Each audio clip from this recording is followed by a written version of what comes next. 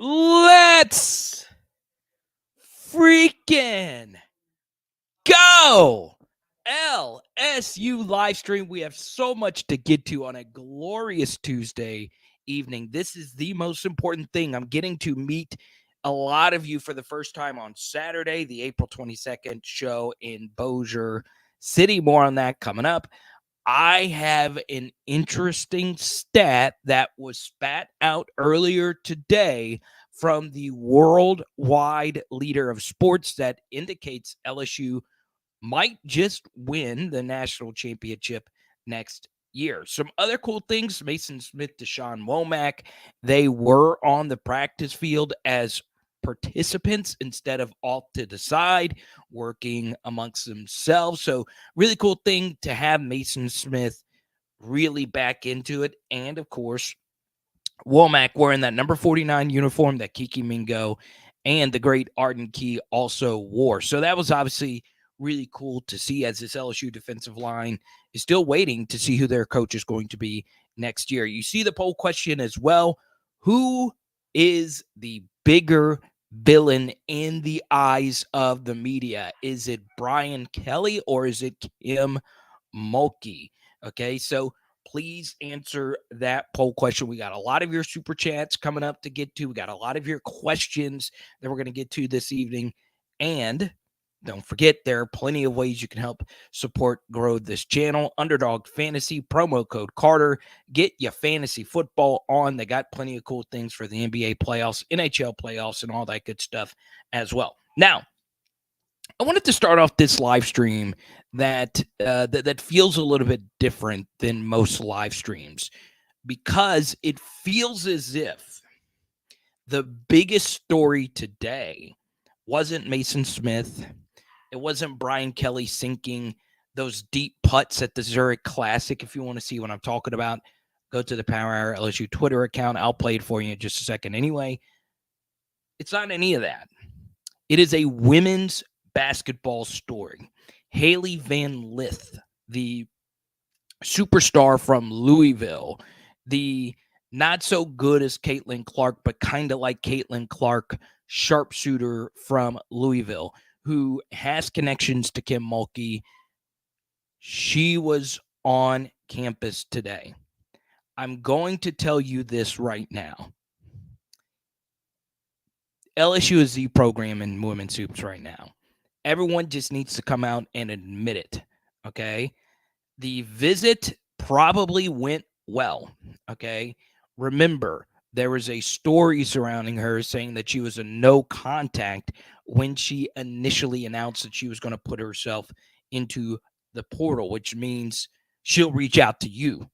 But look, this is an LSU football channel, but I do want to make one comparison, because if Haley Van Lith decides to go to LSU, I believe that she will. It makes too much sense. You got the LSU brand. You're going to have a packed PMAC every single night. Flaw J and Angel Reese have by far the most Instagram followers. That means a lot. I think she's going to go to LSU. She has a big personality. She talks almost as much trash as Angel Reese, if not more. And I feel as if there's going to be a lot of people that are not going to like LSU women's basketball. And that's a good thing. You know what's interesting? I look back at 2019 LSU, and everybody liked 2019 LSU. They really did. Everybody was rooting for Joe Burrow. Everybody was rooting for Ed Orgeron and all the amazing stories that were surrounding that team. I honestly have never seen the national media root for a team quite like they did 2019 LSU. I'm serious. Everybody liked them. Everybody wanted to be 2019 LSU. That is not true with what just happened with women's basketball. There is still a good bit of the country that hates Angel Reese, and there's still a good bit of the country that hates Kim Mulkey for, a wide variety of reasons. A lot of people view them as villains, and the same thing is true with Haley Van Lith, because she talks a lot of trash. She wears her hair a different way than a lot of other women's basketball players wear their hair. She really gets into the other team's head, and she had a kerfuffle at the end of one of these games. If she joins LSU with Angel Reese and Kim Mulkey, you're going to have 3 superstars on this team. And need I remind you, post-playing career, the biggest star of them all is going to be Flau'jae, because she's going to be going double platinum on records. Got to be honest. The LSU women's basketball team, watch out. Everybody is going to be rooting for them to fail. I promise you that. Because now you got to watch out if you're UConn. You got to watch out if you're South Carolina. You got to watch out if you're Stanford. Because Kim Mulkey's coming for those national titles. So I'm going to tell you this. A lot of people hate Kim Mulkey for a lot of reasons. Okay?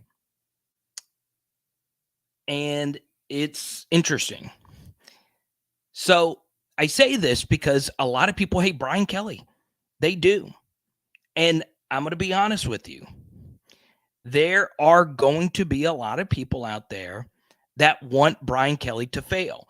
Now, you guys know I am not the us against the world type of person. I am not. It's just not my MO, because most people honestly just don't really care. But there is a huge swath of people that really do not like Brian Kelly. And in particular, the older national media doesn't, because of this reason. If Brian Kelly wins a national championship at LSU, if he does, it honestly makes Notre Dame look bad. The all-time winningest coach at what a lot of people viewed as the most prestigious college football institution, Brian Kelly himself, Irish. Please correct me if I'm wrong on that. He leaves that school and immediately reaches the national title and wins the national title. The only thing that is left on the resume for him to do, I'm going to be honest with you. The media did not hate Ed Orgeron. Now, the media did say that they don't believe Ed Orgeron can win a national championship at LSU. A lot of the media predicted Coach O to fail, but they liked him. They liked him because he was a Louisiana guy living the dream as a defensive line coach, a position that normally doesn't get head coaching jobs. He was living the dream. He was Louisiana. People wrapped their arms around Ed Orgeron. They really did. People wrapped their arms around Joe Burrow. Brian Kelly's not the same way. It's just how it is, okay? Now, obviously, I like Brian Kelly. I like Kim Mulkey. They're the coaches of my favorite team. But there are a lot of reasons to not like those two. There's a lot of reasons to not like a whole lot of different coaches for a whole lot of different reasons. But I'm telling you right now, Brian Kelly and Kim Mulkey is not loved by everyone. It may not seem like it, but it is a very real thing. And LSU this next year is going to be viewed as the villains. Just going to let you know that. Women's basketball, repeat champions, Haley Van Lith, when she decides to come to LSU. I'm not going to say if, I'm just going to say when. I'm just putting it out there. Just festating it out into the atmosphere. Okay? It's just how it is. Okay? But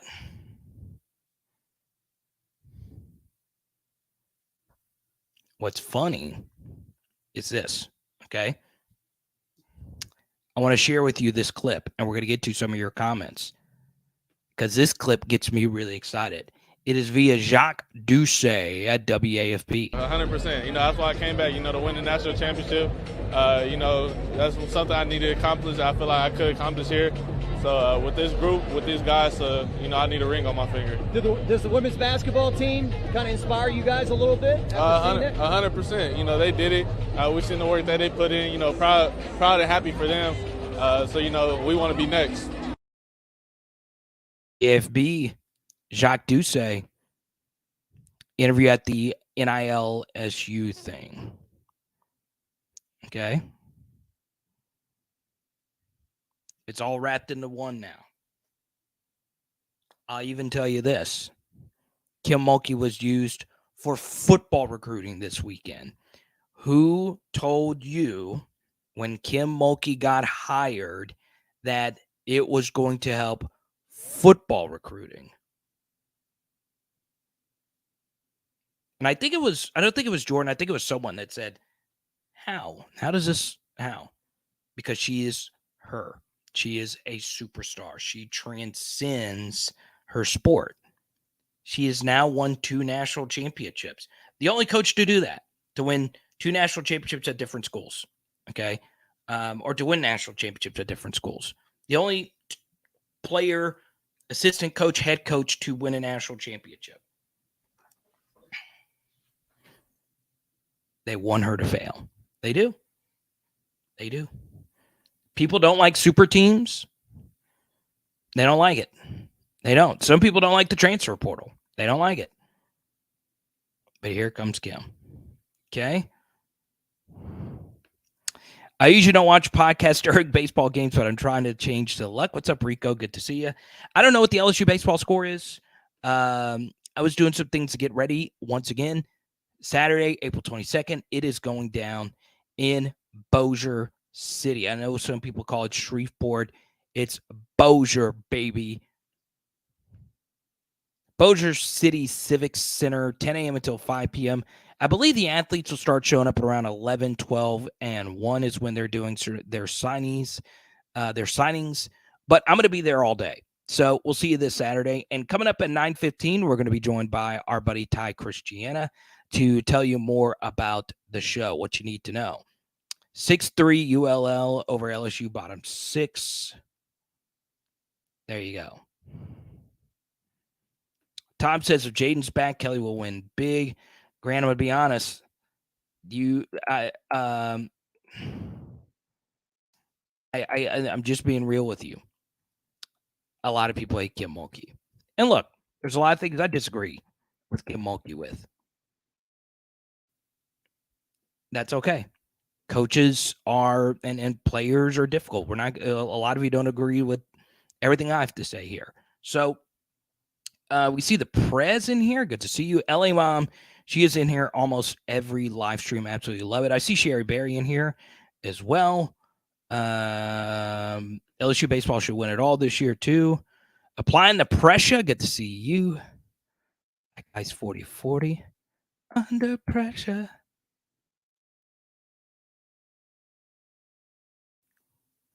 So, a few other things here. Going back to that Jayden Daniels clip. Okay. Let's go to Jordan, and we'll get back into the Jayden clip. A rising tide lifts all boats. You know, football players watching Angel Grady Oliver Sports Center and them pretty colors want some of that in their life. Yeah. Look. Jayden wants a ring. You saw it. You also saw that drip. That was an insane outfit he was wearing. I loved it. It's time. It is time for LSU to get this thing done. Now, you see the title of this video, one ESPN poll. Okay. Could it be predicting that LSU is going to win the national championship? So there is a metric that they use called FPI. Okay. Now, out of all the rankings in the world, FPI ranks every single college football playoff team. I want you in the chat right now to guess, where did LSU finish in the preseason FPI poll from ESPN. Now, if you follow me on Twitter, you already know the answer to this. But in the chat right now, where was LSU ranked according to FPI?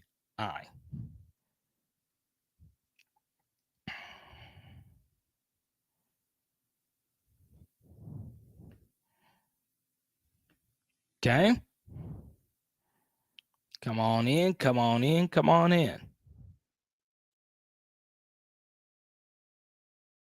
Let them fly in. The answer, Grant got it right. TOV got it right. It was fourth. Fourth is where LSU finished in the preseason FPI poll. Okay.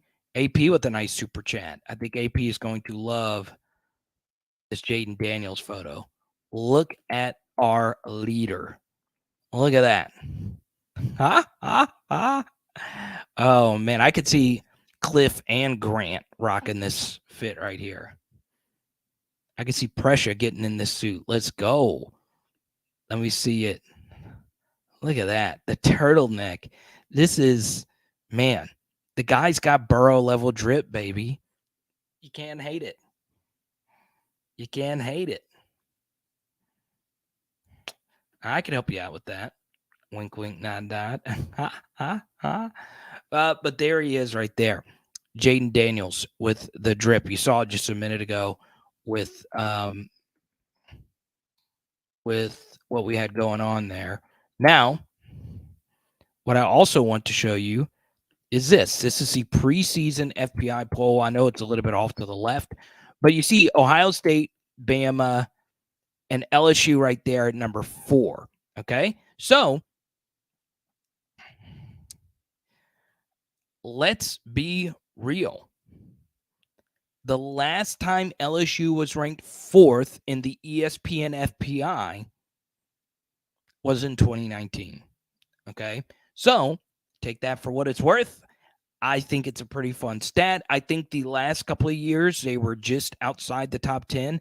I think ESPN FPI had LSU 10th last year. I think they were 12th the 2 years prior. Okay, so once again, this is Football Power Index. It takes into recruiting. It takes into your overall talent, the transfer portal, all those different things. So, look, FPI and a big thing that a lot of these preseason metrics take in, SP plus and all those things. The simple truth is this. They love returning starters, and LSU returns their entire starting offensive line minus Anthony Bradford. They return their top receiver from last year, another top 5 receiver. Their entire running back room is back. Both of their starting quarterbacks are back. Head coach back, OC back, DC back. The only 2 coaches you're replacing, a special teams coordinator and a defensive line coach. Everything is starting to shape up to where LSU does have a very real shot to go win the national championship. And Football Power Index is normally pretty accurate at predicting who those teams actually are that have a legitimate shot at making a run to the national championship next season. Okay? So, I'm really freaking excited to hopefully see that come to fruition. Now, what does a preseason ranking mean? Nothing. You got to go get it done on the field. And what I would also say is this, all right? There is one minor, it's kind of minor, but kind of big thing that I wanted to point out about this year's schedule, okay? I do feel it shapes up somewhat favorably for LSU. Bang. I think a lot of this is kind of new for us because normally we don't play Florida so late in the season, and normally we don't play Arkansas this early in the season. Florida and Arkansas switched on this schedule. But keep in mind, this is the last season, okay, that we will have the 4-team playoff. Okay. Simper says the Messiah will lead us to the promised land. Very interesting. Whoever it is, we wish him the best of luck. Now,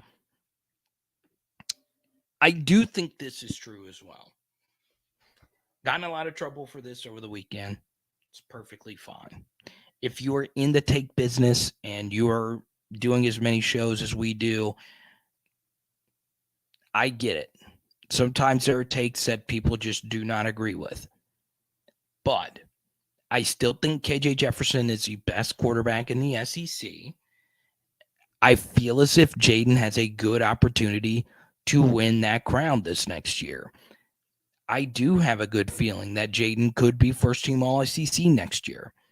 A lot of those things can happen. It is within the realm of possibility that Jayden can get those things done. But it's going to take more consistency from game to game. You can't have some of the valleys that he had during the season.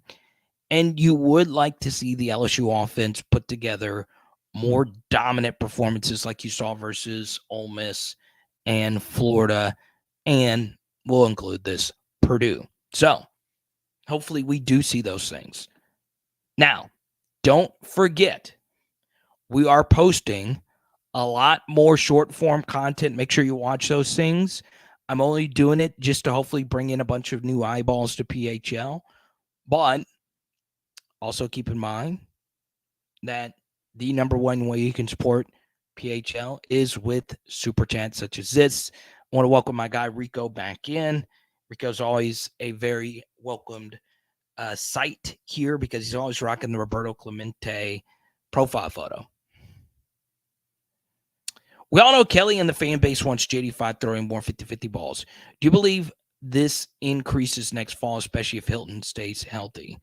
Okay, so it's a very good question.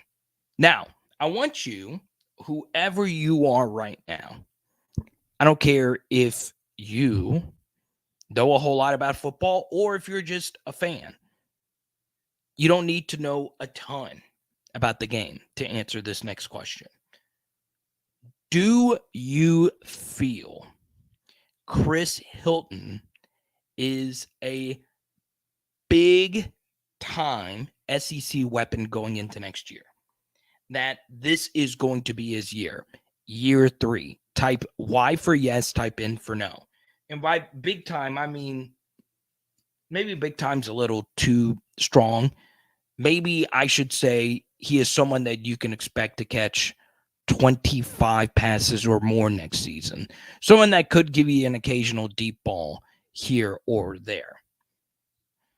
Now, Ellie Mom, I didn't ask for I don't know. Jerry says yes. Grant says yes. Cliff says yes. Rico says yes. Carvis says yes. Prisha says yes. I'll say this much. I saw him give a good interview. He does give a really good interview. Yes. Jason, good to see you. Look out for Aaron Anderson. Don, you've been killing it lately. I love this photo, by the way. He'll be good. Yeah, obviously, I don't think he's going to be a Malik level player. But, here's how I feel. I think, obviously, health. We have not seen him play a completely healthy season. His senior season of high school football, I also think, featured an injury. Shout out Jeremy, one of our newest patrons. Just downfield more, prefer accuracy. I don't think Rico is saying like 50-50 as in you can catch it or you cannot. I think he's more saying, will Jayden let it rip if it's not completely wide open? I think that's more of what he is saying 50-50, as in the decision to actually throw the football, because when Jayden threw the football last season, he would mostly throw it when the receiver was wide open. Okay. So I think some of that goes into when he says 50-50. All right. Now, I think Chris Hilton is a very solid option. I will say he does catch a very clean ball. He plucks the football out of the air. So, he's got good hands. He doesn't drop a whole lot, at least in practice. Now, when it comes to games, I think one thing that he struggled with was keeping his feet, which means basically, when you catch the football, how quickly do you go down or how easy do you go down? He caught that deep ball versus New Mexico that I don't think he needed to die for it. I think he could have ran under it and housed it. But it's still a good catch, right? And he still got behind the defense. So, yeah, look, if those two things work itself out, he could very well be a very good weapon for LSU.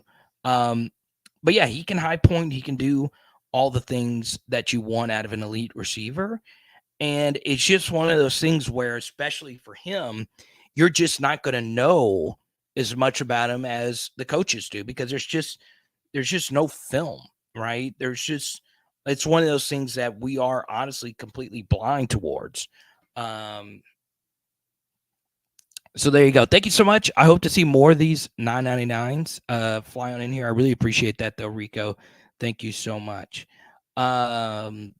So let's see. BT and Lacy on the outside, Neighbors and Aaron Anderson in the slot.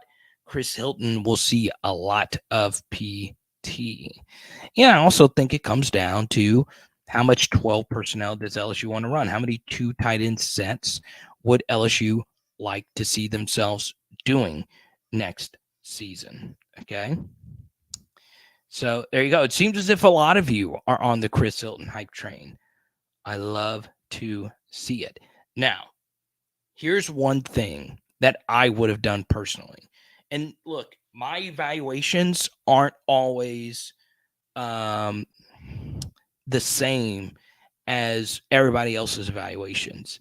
I do think, and he made a pretty crazy catch in the spring game this past weekend, the highest graded weapon in the state of Louisiana coming out, not Chris Hilton's season, but the season after in the 2022 class, was a guy named Xavier Thomas, and he's at Mississippi State, and he was in the portal for a little bit. I would have done anything for him to come to LSU. Now, I don't know if they offered or if they even pursued. When Aaron Anderson commits, it's, tough to see another wide receiver in the same class. They're very similar types of players. But I'm telling you this, if Aaron Anderson is better than Xavier Thomas, LSU's got a really good shot to truly be an elite offense next year. Okay? So there you go. Jeremy, just shoot me a message in the Discord. We'll get you all set up, man. But yeah, I think Chris Hilton really wants to make it work. I'll tell you this. The kid is really good in terms of all the different things you want out of a kid, right? Out of a player. He says and does all the right things, which is what it's all about in the grand scheme of things. So, for me, I got to be as straight up as I possibly can with you. It's going to be hard because LSU really likes Kyren Lacy. The same way they like Chris Hilton, the same way they like Kyren Lacy. And sometimes I'm looking at you, all right? I'm not a huge inside information guy. I'm just not. But I do get some. I'm very lucky to speak to people who know way more about the inner workings of LSU football. There's a lot of people in that building that truly believe in Kyren Lacy. Now, what happens sometimes as LSU fans is the one thing we tend to remember are drops, right? as great as Brandon LaFell was as a player, as great as he was, and he was very good at LSU, and he had a long NFL career. You remember the drops. You do. It is seared in your brain. The drop versus Auburn. That was an interception, especially considering we almost lost that game, as many of you know, in 07. It's going to take a lot for a lot of you to get over the drops in the Texas A&M game from Kyren Lacy. And look, it's the same way for me and everyone else too, and I think it's the same for Kyren Lacy himself. Those stick with you. They just do. Because they were big drops. They were. Especially the second one. But I do think he deserves an opportunity to prove himself. I do. But as long as Malik Neighbors and BTJ are there, you should feel pretty good about the LSU wide receiver room. Now, I know a lot of you personally forgive Kyren Lacy in terms of you like him. I am more speaking of forgiveness just in your psyche, in your believability in what he could potentially do for this LSU offense going into next year. So, yeah, Jeremy, shoot me a message in the Discord. I'm going to get you all set up, man. Why don't we see more 10 personnel offense than Brock ran in Cincinnati? He did some 10 at Cincy. They actually ran a lot of 12 as well. So 10 personnel is 4 wide receiver sets. And that means you have 1 running back on the field or a tight end. But more often than not, if you're in a 4 wide set, you're going to have 1 running back. Or you could be in 5 wide and it's 4 receivers and a tight end. But still, more often than not, you're going to be in 10 if it's a 4 wide receiver set. What's interesting is at Louisiana Tech, Joe Sloan ran a lot of 10 personnel. I would like to see it. So Rico is very familiar of your 10 personnel comment as well. And, you know, they were very deep at wide receiver Cincy. They had Tyler Scott. Who are some of their other receivers that were good? God, I'm drawing a blank. I had a buddy who played there, but he didn't play a whole lot at Cincy. Still, I think you can see it. I do, because obviously LSU's wide receiver room was very deep. Now, what was interesting is LSU's wide receiver room was arguably deeper than what it was, what it is this year. And they weren't as deep at tight end as they are this year. So, yeah, I think you could see some 10, and I think 10 could be fruitful for LSU next year. I would potentially like to see more 10 being run. It also depends on your opinion of guys like Shelton Sampson and Kyren or Kyle Parker. Could they get on the field and get their opportunities? So, yeah, you know, for me, I was a huge fan of Shelton Sampson. I still am. I was a huge fan of Kyle Parker. The other two, Jalen Brown and Kyren, I think have some real ability as well. So, yeah, you would like to see those young men get an opportunity next year. Now, one thing I do want to bring up, it is kind of a smaller story, but we'll talk more about this on Thursday, is the actual spring game format. I'm just going to be honest with you. It is not going to be all that fun of a format. It's basic offense versus defense. They'll do some special teams and red zone kinds of things as well. It's what Arkansas elected to do. So, yeah, I think, you know, the spring game probably isn't going to light your soul on fire per se. So, yeah, we'll obviously take that in stride. You know, as far as like the actual spring game is concerned, you don't want to take too much away from no matter what you see. Okay. So that's coming up on Saturday. Also, LSU is more than likely going to add a commitment on Saturday. Deshaun McBride is a safety out of Denham, who is more than likely going to commit to LSU for the class of 2024 at safety. I think a lot of you know about the LSU safety depth. They brought in a lot of safeties in this last crop. Still, it's nice to get more in the next one. So we'll see. You never know. It's recruiting. Now, this was a pretty hot item during the last live stream. So I'm going to give another one out tonight. Okay, since we talked a lot about her, we're going to give out another Kim Mulkey card. Mark was the winner of the last give out. If we get to $100 in super chats tonight, we will give this one out tonight. How about that? Okay. Still plenty of time left in it. It's our iconic fit. Look at that.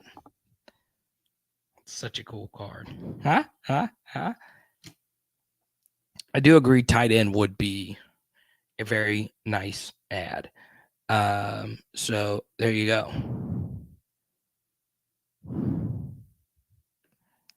Let's go to Vaughn 1K. Welcome to the channel. Actually, I've seen you in the last couple live streams. Good to see you. I love the tight end addition to LSU adds the physicality we need to play with. Yeah, I can't wait to see Pimpton play. So there you go. Now, I think JD5 is a great player. I'll tell you this. And this is going to come off as something that not a lot of you are going to like to hear. But even if teams start keying in on Jayden a little bit more as a runner, they are going to be more prepared to stop some of our zone read, inside zone kinds of things. I mean, we just consistently ran just very, not quite simple, but simple stuff. It was simple to understand. It's still hard to stop, right? It is hard for especially collegiate athletes to stop a quarterback who is as fast as Jayden Daniels.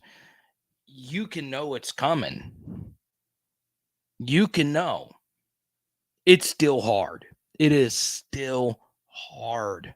Okay. So be ready for it because some teams are going to force Jayden to beat him deep. And we got to let it rip if they give it to us.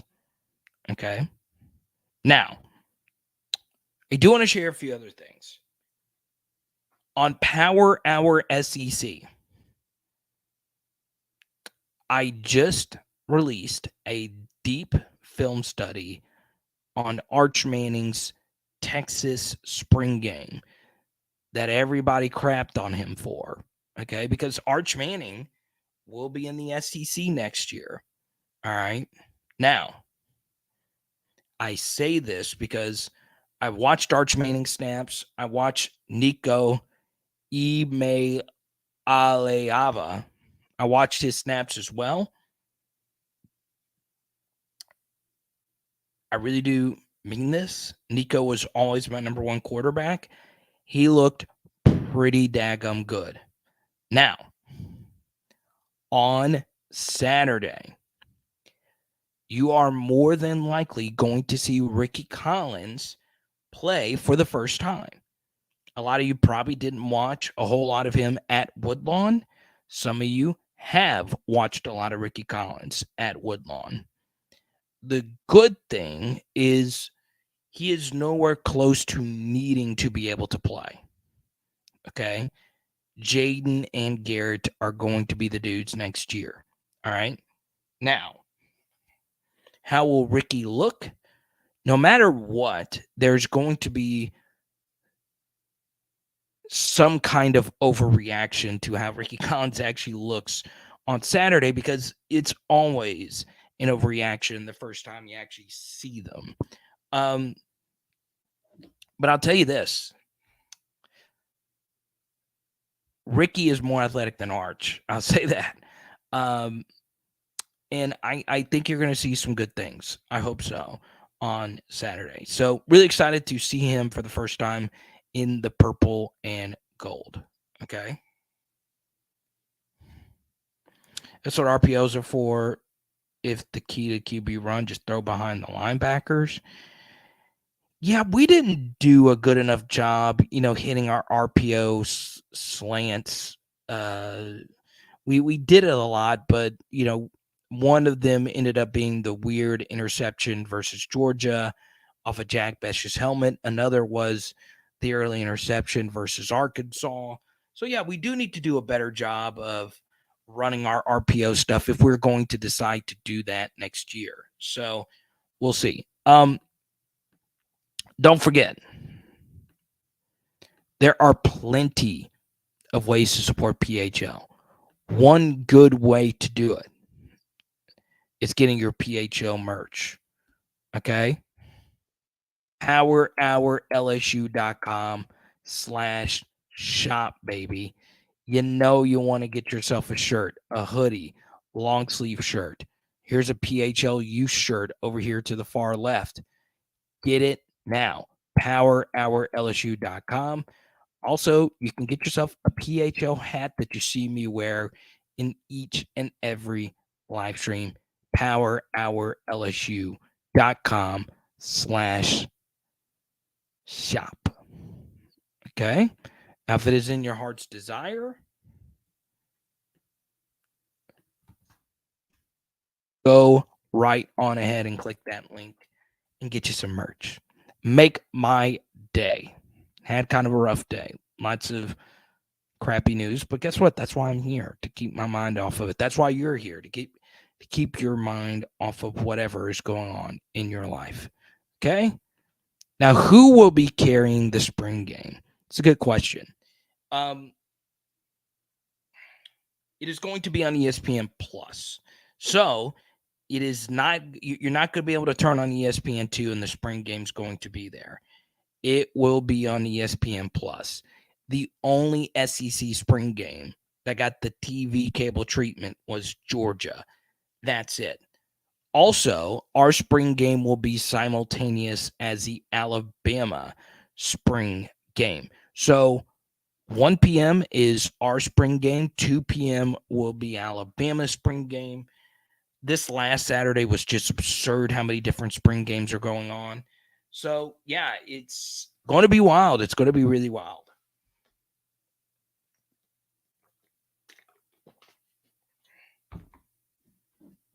Let's see here.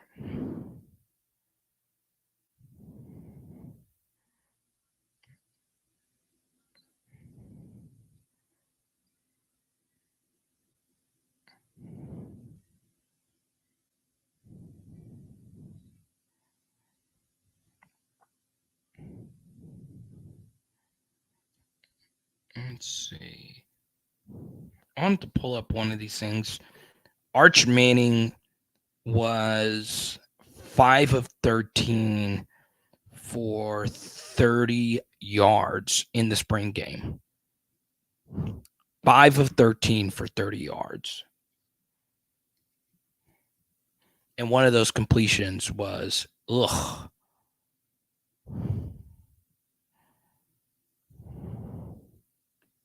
Ugh. What's up, Blaine? Good to see you. I don't think it was tampering there. So there you go.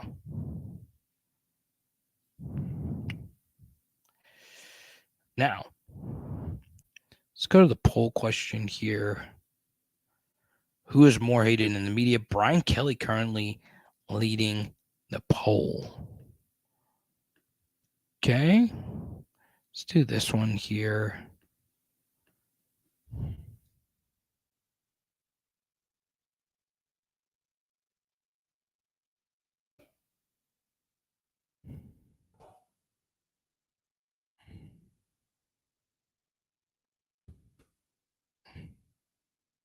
Question is dedicated for Rico.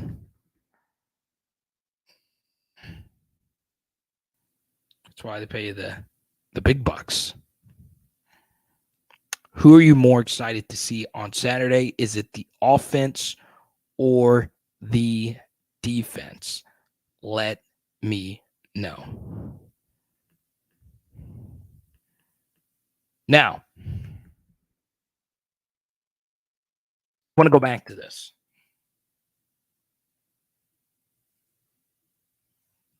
Okay. We also welcome in John Scott Daly, a resident Florida State PHLer. As an FSU fan, who should we watch in the spring game that didn't contribute in the opener last year? Number 4 was definitely that guy. So yeah. So once again, if you're a Florida State fan, we've had a lot actually peep in lately. The team, and I know people say this all the time in season openers, the team that you played was not the team that they were in the end of the season. But, specifically, LSU didn't have Harold Perkins, number 4, playing. They didn't have number 50, Emory Jones, to right tackle. And those two positions, Florida State dominated in the opener. We couldn't get off the field on third down. Perk got us off the field a lot on third down. And we could not block Jared Verse. And Jared Verse dominated our right side of the offensive line. And also Mason Smith, number 0. But I don't know if he's going to play a whole lot in the spring game. I would be shocked if he did. So there you go. Good to see you again, John Scott, my guy. What's going on, my brother? So there you go. Spring game, let's see some Campbell versus Perk. I think one thing as well that's going to be very key as far as the spring game is concerned, I don't think Brian Kelly's going to blitz. I don't think so. Tennessee chose to blitz. Texas chose to blitz. Let's see who else. Florida chose to blitz. So there were quite a few spring games where the DCs were bringing the heat. Ole Miss chose not to. And I actually prefer that. I do, for this reason. Okay? It makes your offense look good. It makes your offense look good. It gives them that confidence going into next year. So, Lane Kiffin said points. He had that semi-joke to Florida on Twitter about the points. He also made a snark remark to Texas A&M during the Ole Miss spring game. He didn't blitz, though. He didn't let his defense blitz. So, and they actually didn't tackle people to the ground hardly at all. So, yeah, that's a big reason why all 3 of the quarterbacks look good. Spencer Sanders, Walker Howard, and Jackson Dart. So, yeah. But, yeah, I'd love to see Will Campbell versus Harold Perkins. I absolutely would adore to see that. Now,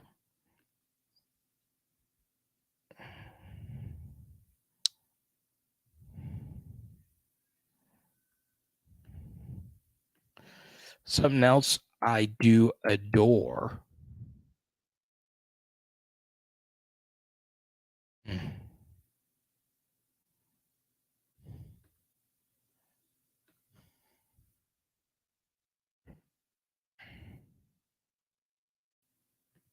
Love the change. I love it.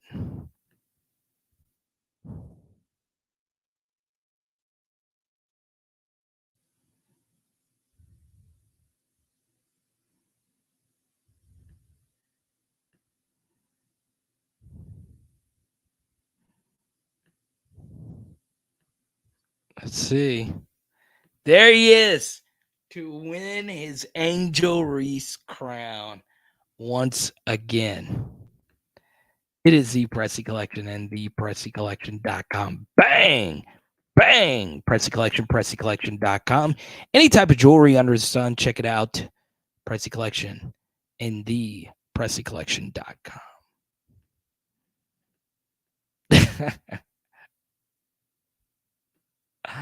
Oh, man, that is so funny. Oh, man.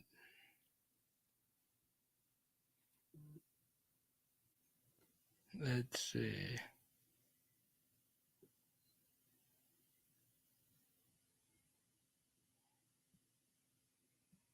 That is so funny. So what the heck? I'm getting someone typed in the Discord, it was Branson, about the baseball game. What the heck? What is the score right now? I've got to know. What is happening here? I thought we were the best team in the country.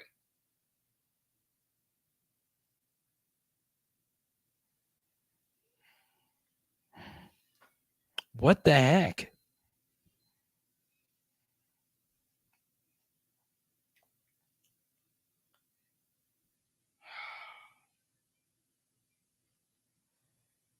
Ooh.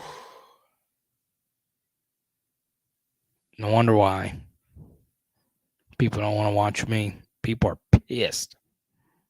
All of us got our ULL fans that are going to hear about it the rest of the year. So, before I answer this question from Jeremy, could someone straighten this out for me? So, they got rid of the Wally Pontiff Classic, okay? But this game is normally known as the Wally Pontiff Classic, right? LSU versus UL. They do it every year. Please correct me if I'm wrong on that, okay?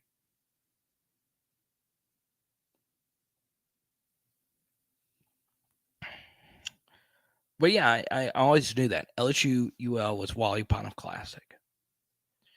If there is one recruit you would want LSU to land, who would that be, Carter? So I could tell Jeremy is a big recruiting guy.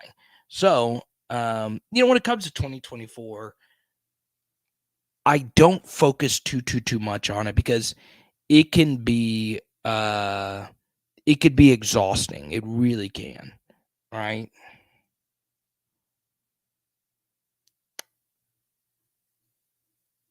However, the answer is Colin Simmons. Okay. I understand. Some of you might like quarterbacks better than Colin Hurley. I do. Okay. He is someone that you want to build a good program around. Okay. So I love me some Colin Hurley. So obviously, if the quarterback position is already locked in, okay, then you start looking at just best player available. And for me, that is Colin Simmons. Now, Jeremiah Smith apparently is a pretty big deal out of Chaminade, Madonna. That was a school that Jaylen Brown played a lot against last year. He's a really good wide receiver, but he's going to Ohio State. So I think it's Colin Simmons. It's going to be really hard. He is wanted by everybody, and for good reason. He is the real freaking deal. He looks like a Von Miller type of game wrecker. Now, how's this going to work out? Well, he's got other players on his Duncanville high school team that LSU is pursuing really hard for 2024 and 2025. And Colin Simmons has always been an LSU lean, but we'll see. We'll see if he actually remains as the main target for LSU. I think he will be this entire cycle, and that is the guy. That is him. And we actually just recently dropped a Patreon study, patreon.com/LSU football. Okay. So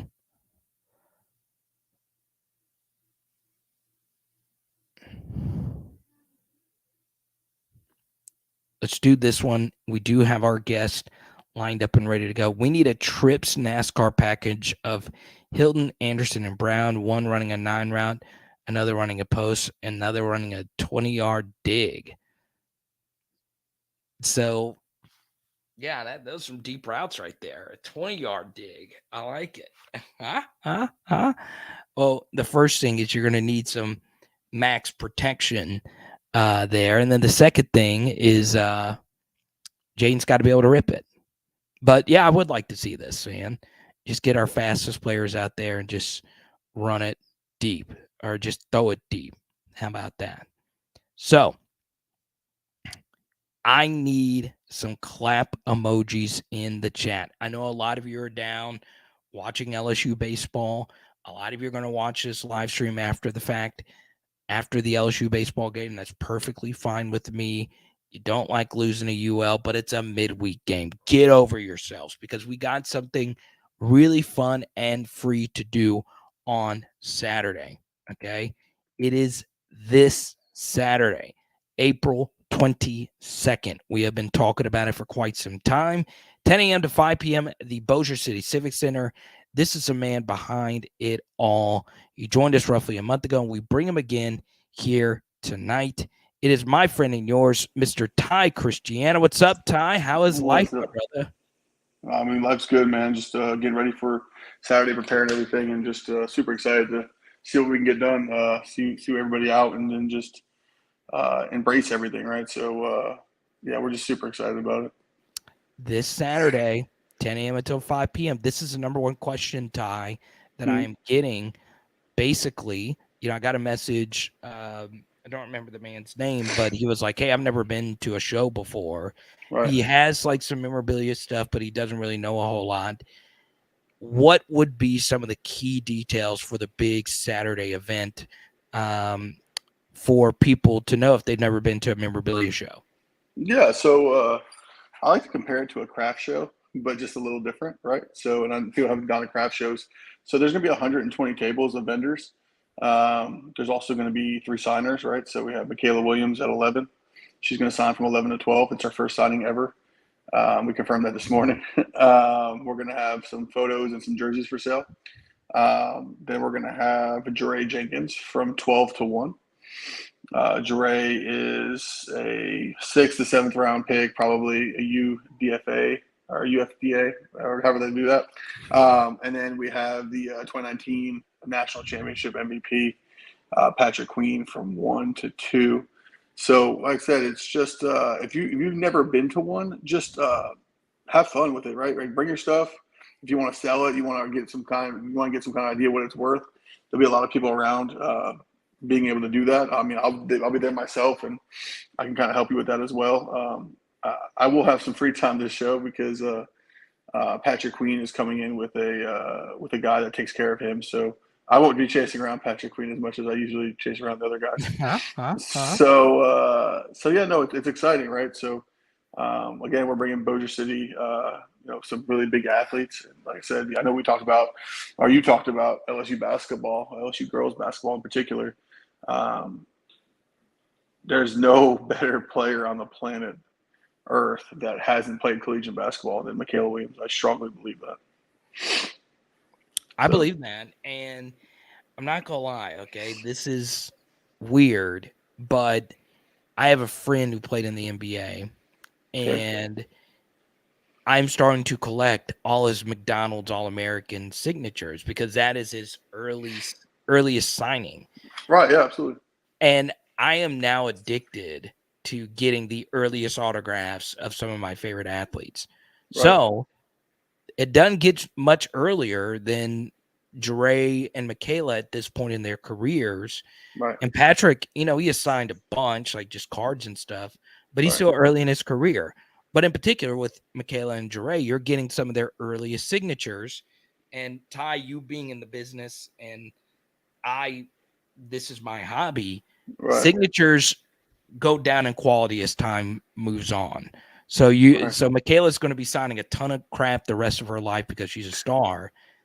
She's going to be excited on Saturday. She's going to give you the flushest, biggest autograph that she'll probably ever give. So it's very important to get there early and get these signatures while you can still get them.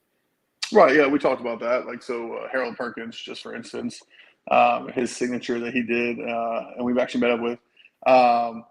His signature that he signed, his first signing, will never happen again. Never.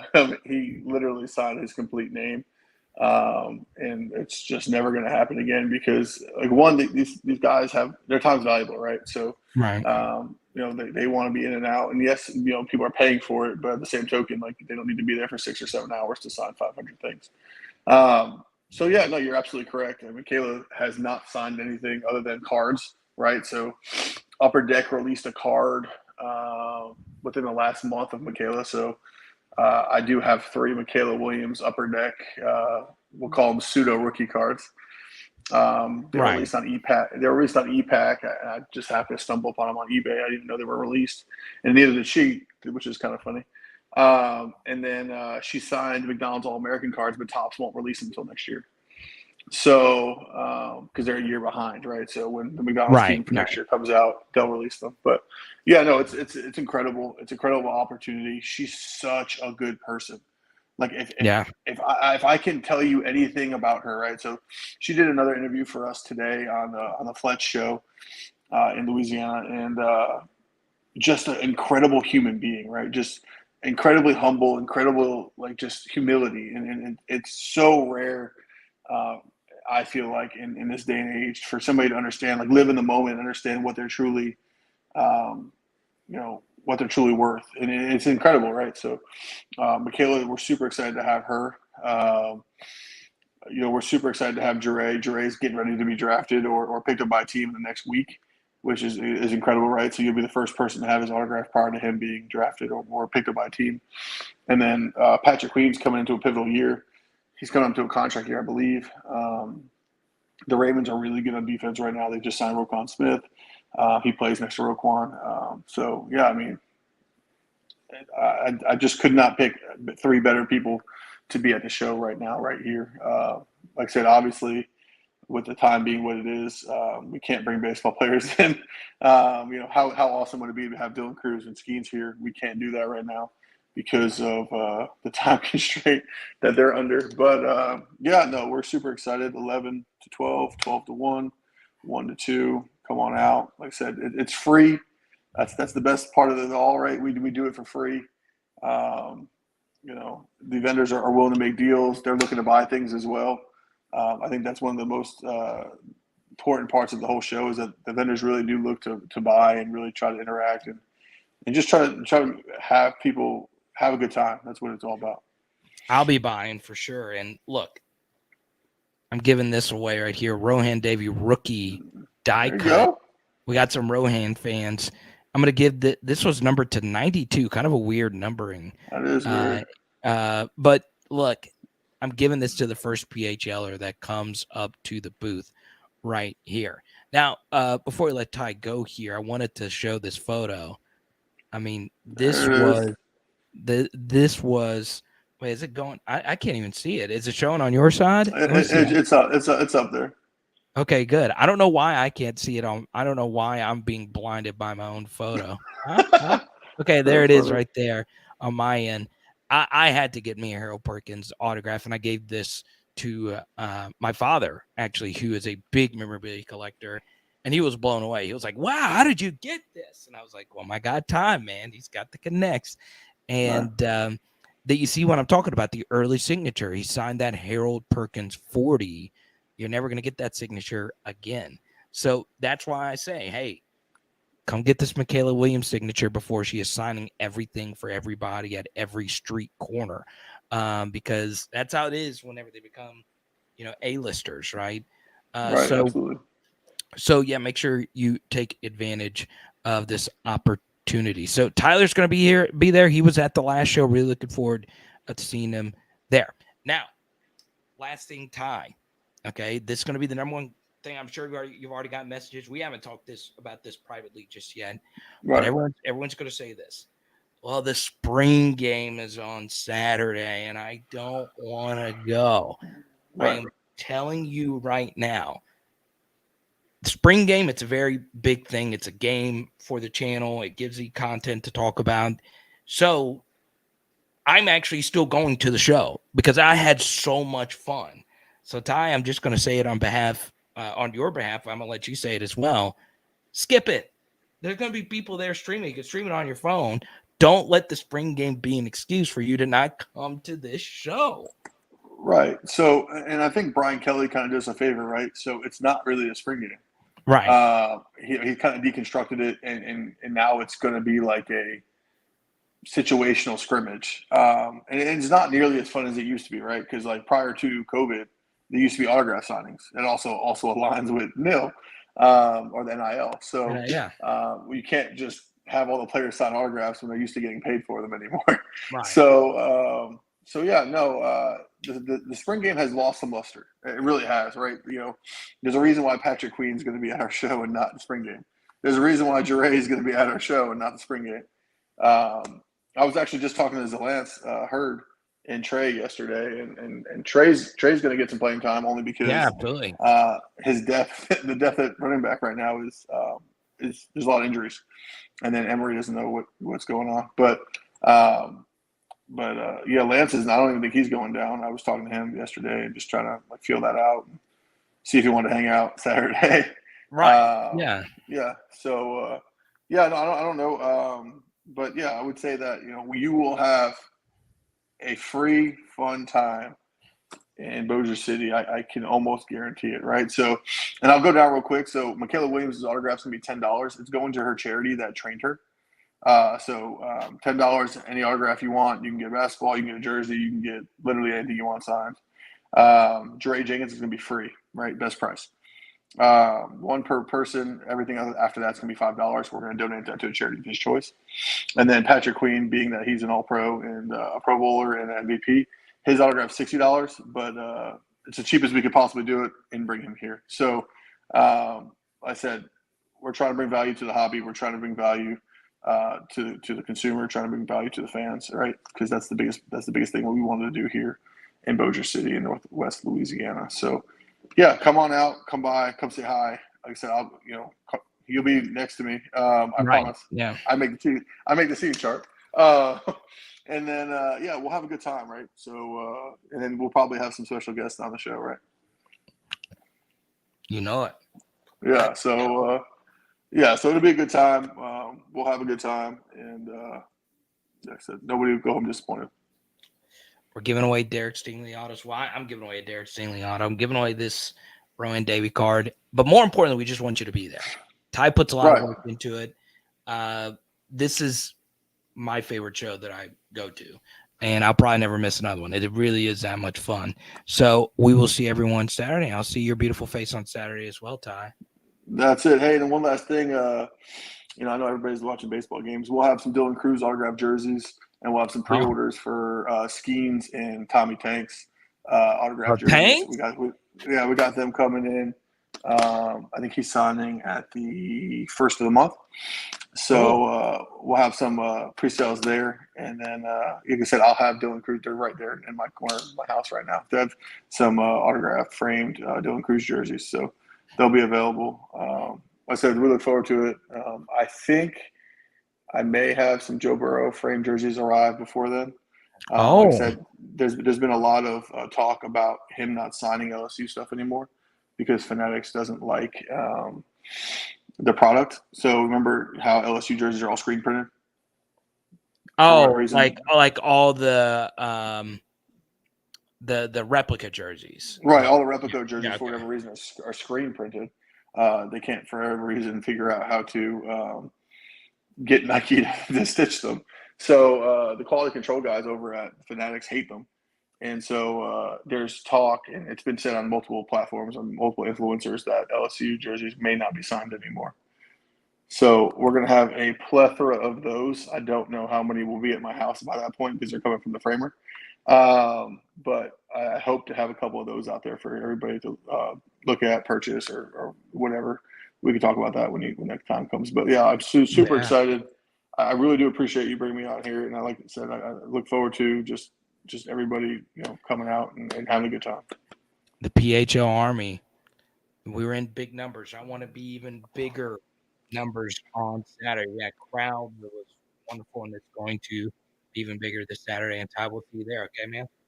All right, brother. Have a good day. Let's do it. Ty Christiana, Architects Sports Memorabilia and Card Show. Once again, take a screenshot, take it all in this Saturday, okay? Once again, you get and just to be clear, I am going to be there all day. But these 3 stars are not. So get there early. Once again, Michaela at 11, Dre at noon, and PQ around noon as well. I would get there early because there's going to be a crowd to meet the MVP of the national championship game. So there you go. Say hi to Richard. Good to see you. Sherry Berry.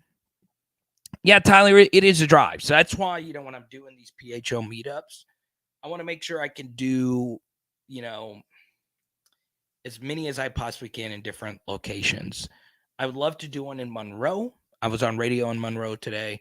I would also love to do one in New Orleans. We've done one in New Orleans, and it turned out to be really special. So, yeah, the Baton Rouge one was so much fun.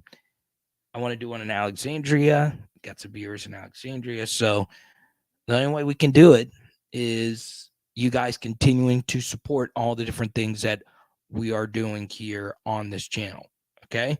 Now, apparently Trey Morgan has hit a home run. It is now 8-5. There you go. Now, here's what we're going to do. I personally, and this always happens, I try to get off a live stream a little bit earlier because I'm cutting it up and putting it on podcast. I'm doing all this stuff. But even though the show is on Saturday, I have to start preparing for all the stuff that I'm going to bring, because I bring all of my radio stuff. I also bring all of my memorabilia. I'm going to be giving away a lot of stuff. I'm tired of some of this stuff just sitting around. This card I actually just got mailed to me today by Brad, who is a big PHL supporter, to give out on this channel. So I get a lot of stuff you guys send me to give out. I keep some of the stuff that I like, but most of the stuff this is playing back here. I want to give it away. So come on out Saturday. You're going to get something. We're going to have some hats for sale, shirts for sale, all that good stuff. But the most important thing is I get a chance to meet you guys. Okay. So there you go. That's Ty messaging me. Very cool stuff.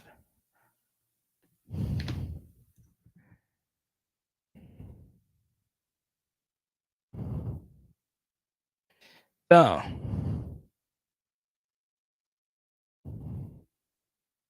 had a few of you send me this message. Okay.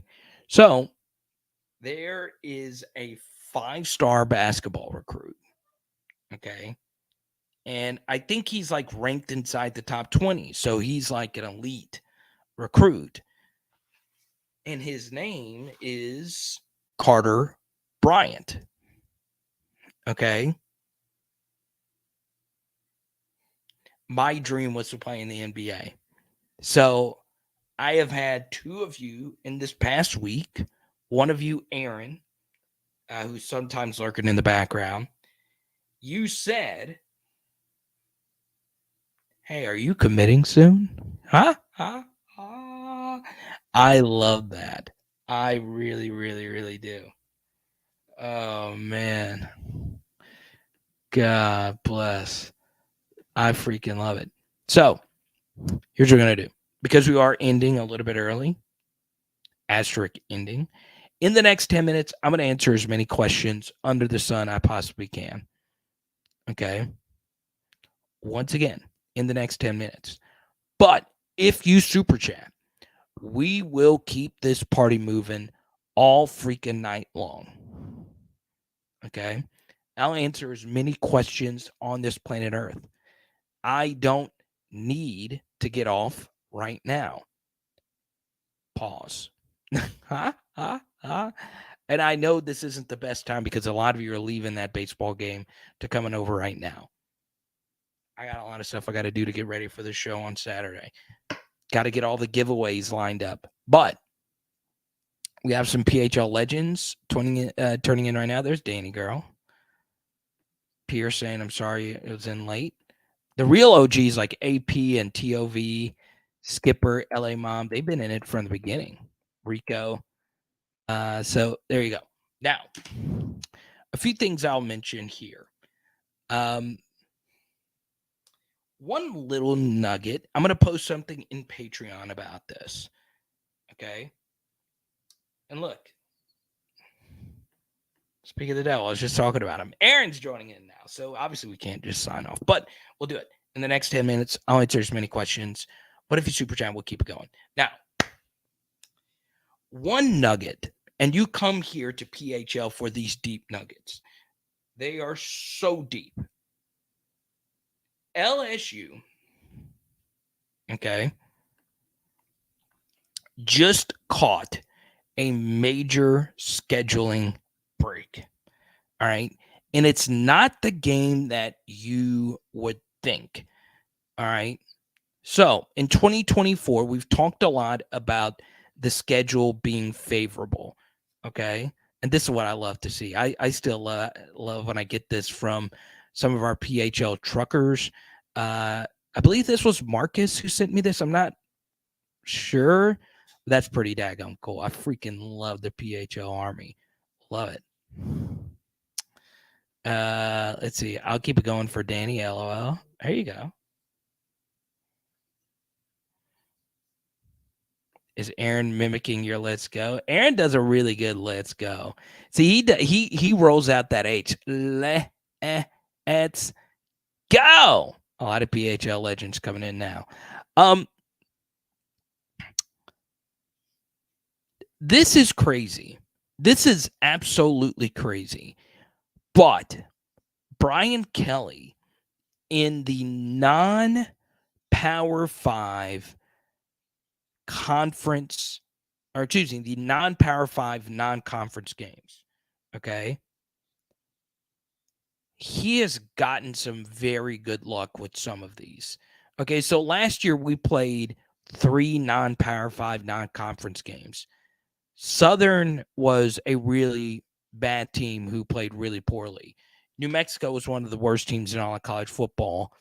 And UAB was like a 7-16, okay, with really good running backs, ironically. This year we play Grambling. We'll see how good they are. We also play Georgia State. We'll see how good they are. But the team that was always interesting to me was Army on October 21st. Okay. So you don't normally think of that game being a big game, but LSU just caught a massive break. So when you think of Army, you don't think of a team that could beat LSU. Last year, they were able to win the Army-Navy game. But what you normally associate with these service academies is what? What type of offense? Okay. The triple offense. But college football just had a major rule change limiting something called a cut block. So I won't get into the details of what a cut block is, but essentially it's when you block someone below the waist. So they are limiting the cut block, which is a very effective tactic when you run the triple option or if you run a quick passing game. All right. So Army this year is electing to not run the triple option anymore. They are running the spread. Okay. Now, what does that mean for LSU? Well, if you go from number one, recruiting at Army, which is hard to do for a lot of different reasons, and then number two, completely switching to a new style of play, well, Army next year is probably going to be terrible, okay? Because it is hard in 1 year to go from the triple option to the spread. But this is the bigger takeaway, all right? Number two, that is really good news for our defensive line. What do we know about LSU's defensive line?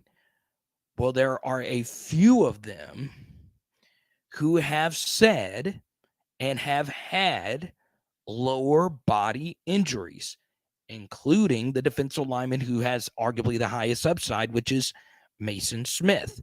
Okay. Next year, we don't have to deal with the cut block. Now, it is still, to my knowledge, okay to cut block between the tackles, but Army no longer running the triple option, they are not going to do it as much. So we caught two big breaks.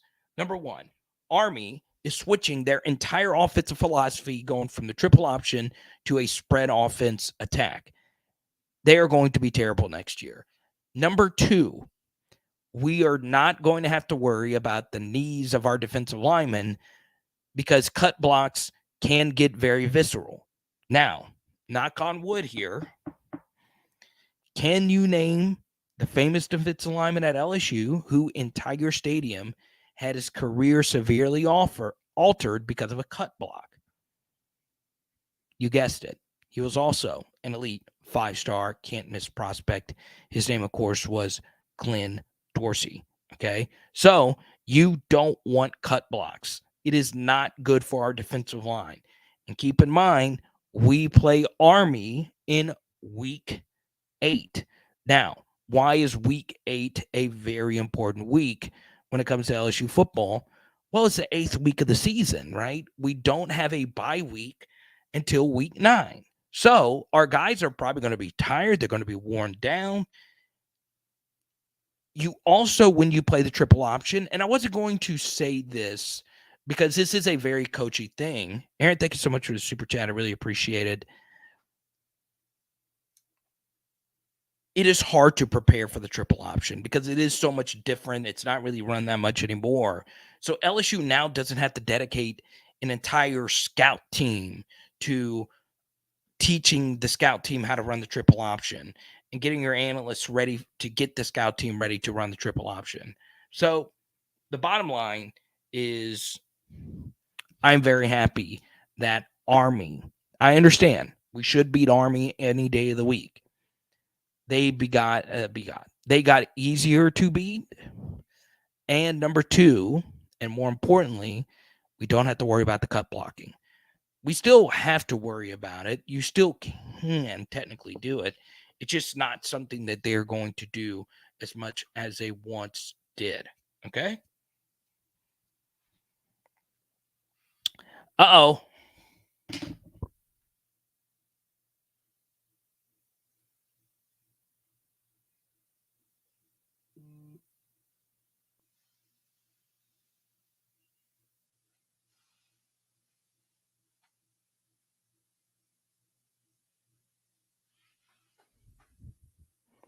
The Master Blaster.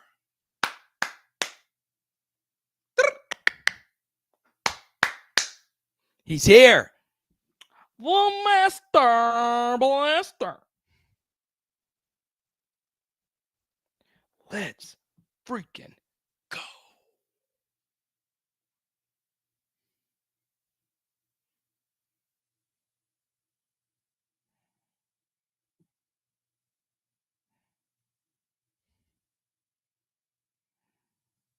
The Master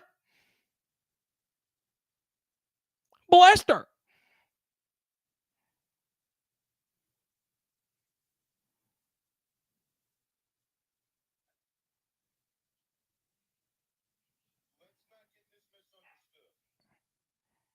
Let me see here. The Master. What is this? Let's go. The Master. I'm so bad at promoting the Facebook. I kind of just want to give up the Facebook. But we got 2 likes on here tonight. Actually, now 3. I liked it. The Master Blaster. So, let's get the Dana Super Chat. Here it is going to be an offense and defense super chat spring game. So it's we just had our guest on a minute ago. He broke it down as well. Guys and gals, the spring game has just lost it. It never was it. So I don't know if it lost anything at all. But this is going to really kind of sort of be very laid back. It's just not like, I would guess a spring game would matter more if you had new coordinators and new quarterbacks and a bunch of new pieces. But pretty much all the new pieces aren't coming until the summer and in the fall. Okay. I'll tell you this. Okay. 5 years ago, Patrick Queen wouldn't do an event in Bossier City while the spring game was going on. He would be in Baton Rouge, right, to see, all his former teammates and all of that. And last year, the spring game was a big deal because it was the first Brian Kelly, showing.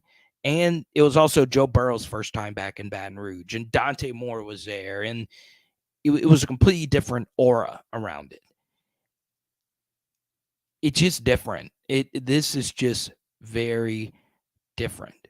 Okay. So it is going to be offense versus defense. I think it's going to be very laid back. I think it's going to be not a whole lot of just crazy things. And I do think defensively they are going to play off. Right. So there you go. Does anyone know what this red heart on the bottom of the screen is on YouTube? This is new. What does it do? So if you click and hit that red heart, it actually shocks me. So don't do that. It's plugged into my kneecap and it shocks me.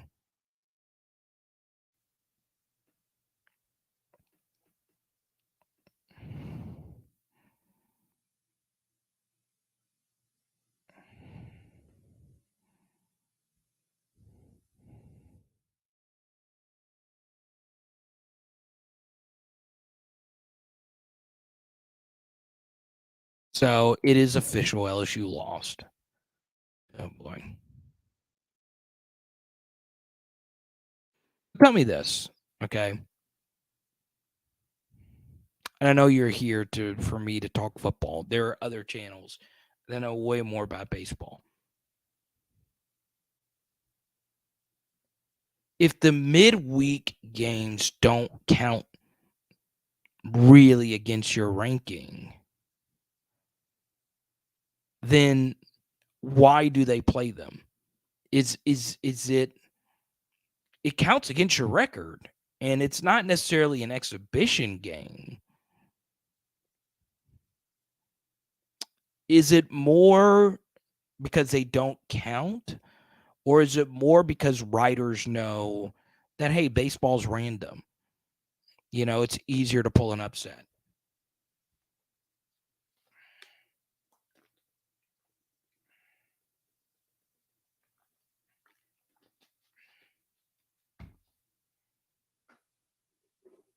I kind of want to get this out on Saturday.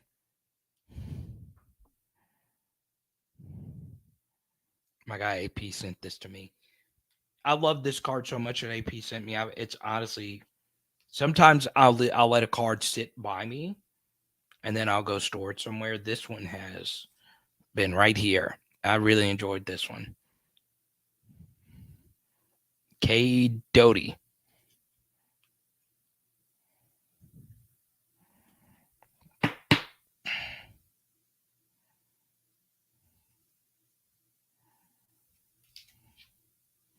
Love it.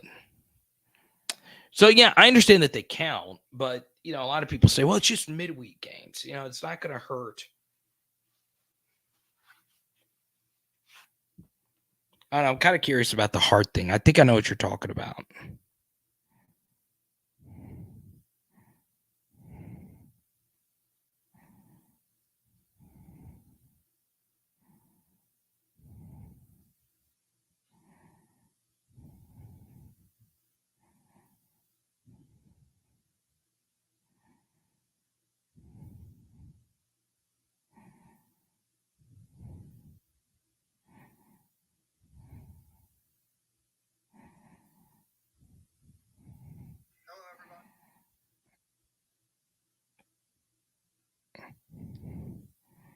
And what does it do? I'm clicking them. It doesn't do anything. Oh, okay. So I kind of wait. That does nothing. I don't see it on my end. Let me see. Yeah, I don't see it on my end from where I am. Like I could kind of see it. I don't know what it means.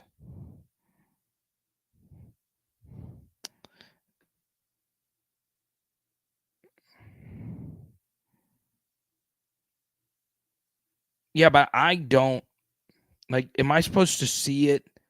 Let me see.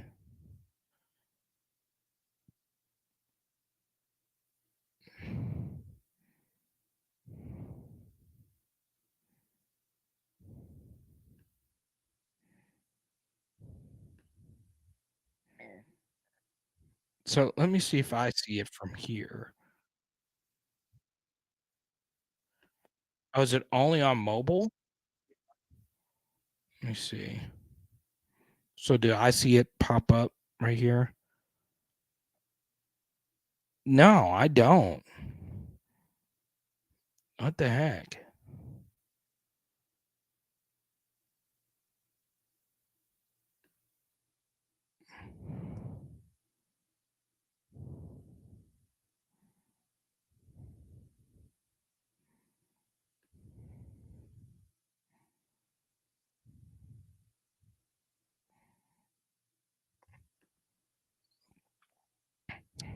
Youngsville.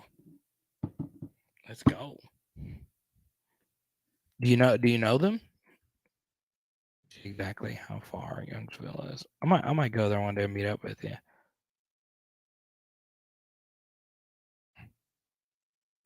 Oh, okay.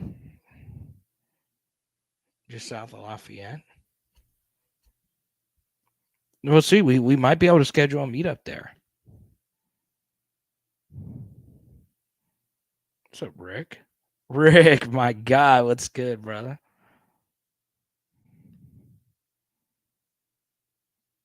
You don't know? I think I might know. I don't know. It always seems as if like if I do a meetup and there's something sports card related, a lot of people have fun. Because I could bring all my stuff and I just give a bunch of stuff out. So yeah, let's see if we can get something going there. I'd love to do it.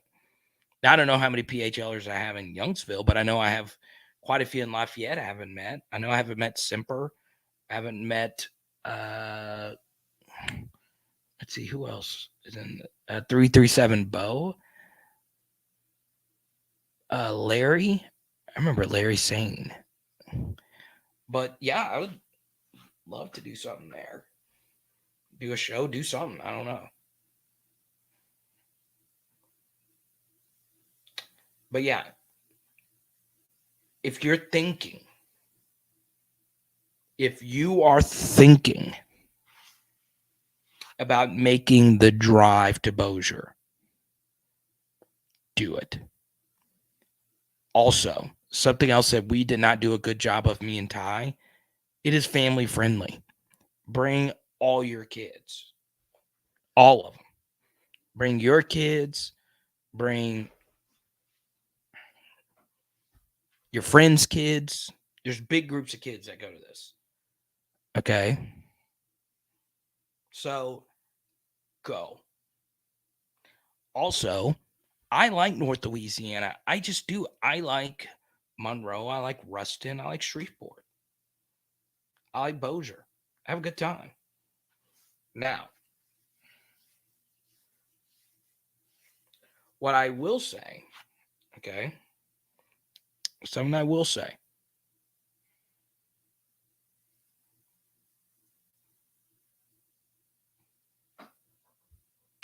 I don't mind when South Louisiana makes fun of North Louisiana. All my family's from New Roads and Baton Rouge, so I'm South Louisiana. Okay? I don't mind. I don't mind when North Louisiana makes fun of South Louisiana. But it's mostly one way, as many of you know. But every time during bowl season, for some reason, people point out the Independence Bowl as a bowl that nobody wants to go to in Shreveport. Really? Really? Nobody wants to go to Shreveport? Absolutely nobody?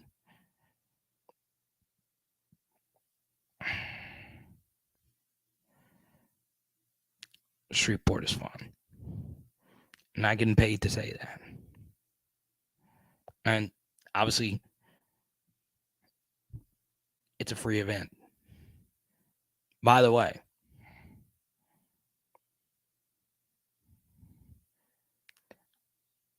I am pushing this event for free on Saturday because I truly do believe in the fellowship that happens.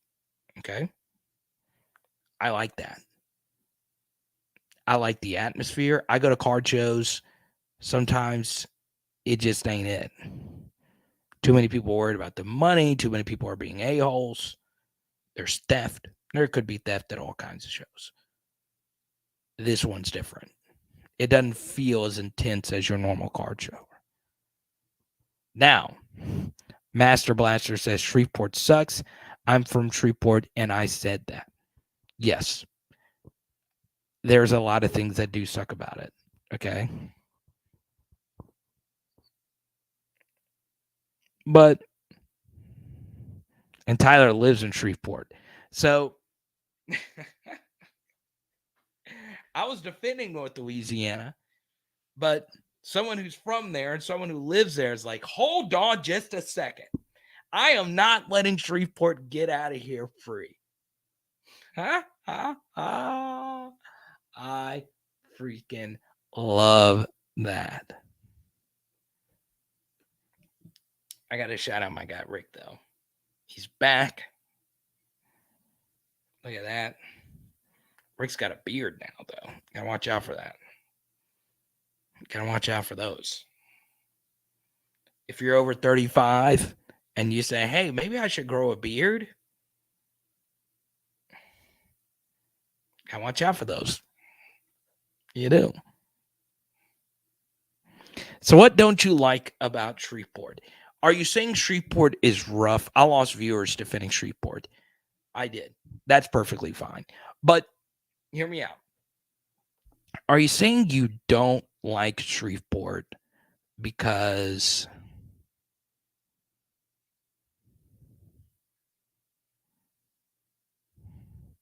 of crime? Because as Tyler points out,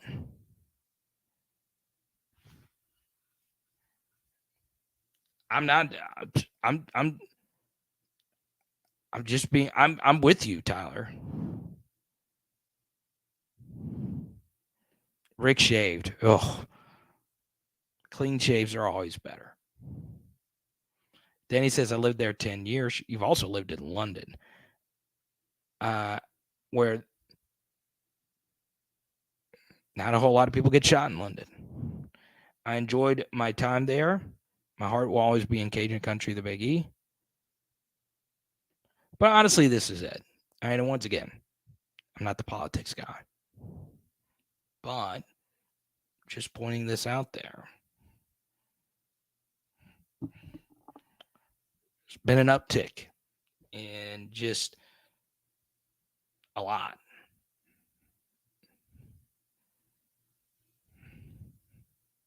It's sad. I know you view me as a sports guy and your escape from all of that. I get it. But I pay attention. It's bad. Right? And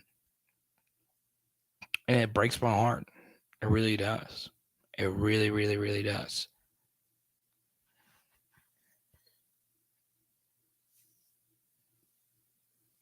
It's tough. Sherry lived in Shreveport.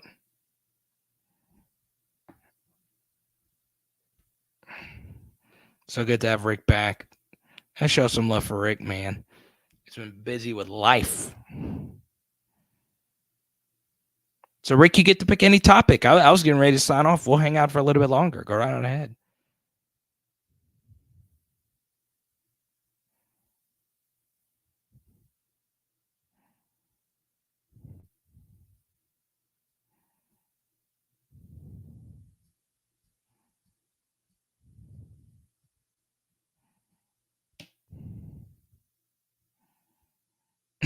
Dang, that was a good joke to mix in there. I send hearts with the new emoji for Rick. Rick's like, where are they? I thought but yeah. And I also include this, Rick, including all of us from outside of Louisiana. Our friend from Ukraine, Yusha, just sent me a message on Instagram. That's what's really cool about the PHL Nation. You're from everywhere. I always find it interesting. Like, I would say probably 75 to 80%. Like William in North Carolina, he's got a huge family that supports us. He's one of my guys. Chad Jones, super fan. He lives in North Carolina, but he's from Louisiana. Danny's in Georgia. She's from Louisiana. I'm always interested in those that aren't from Louisiana that become LSU fans. It's crazy. But yeah, just these stories. Like the lady in New York that got shot in a driveway.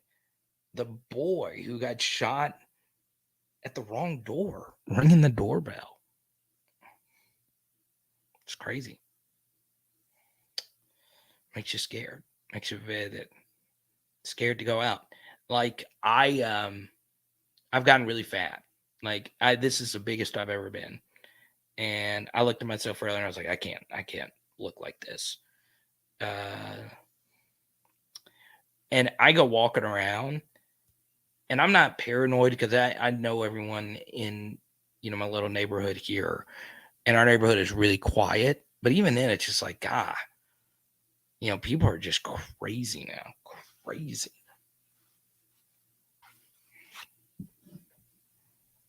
Stuff is wild. Stuff is just wild, man. So wild.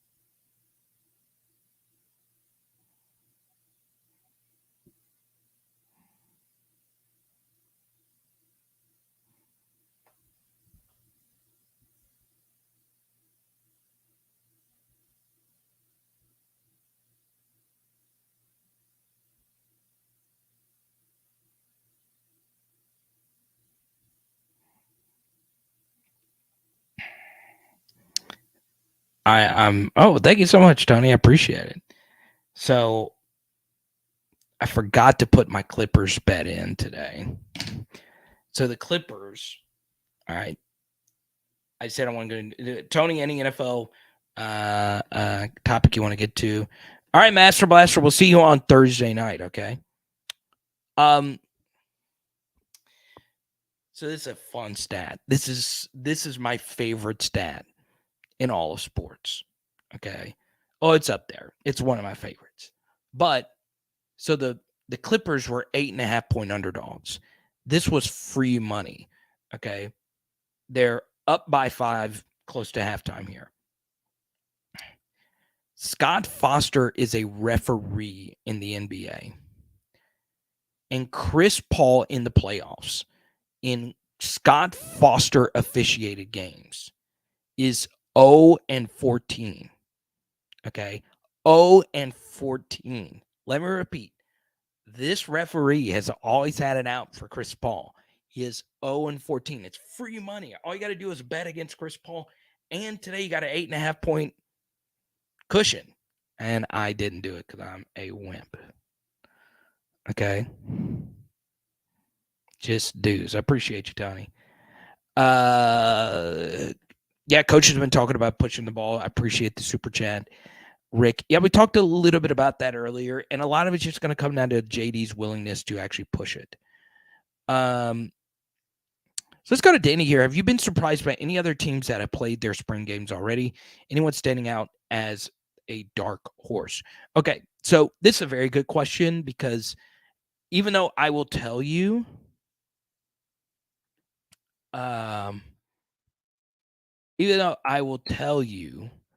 that these spring games are very overblown, at the same time, I have watched a decent amount of spring game footage because Power Hour SEC needs content and people are enjoying it. So I dropped this film study today, Arch Manning versus Nico Iamaleava.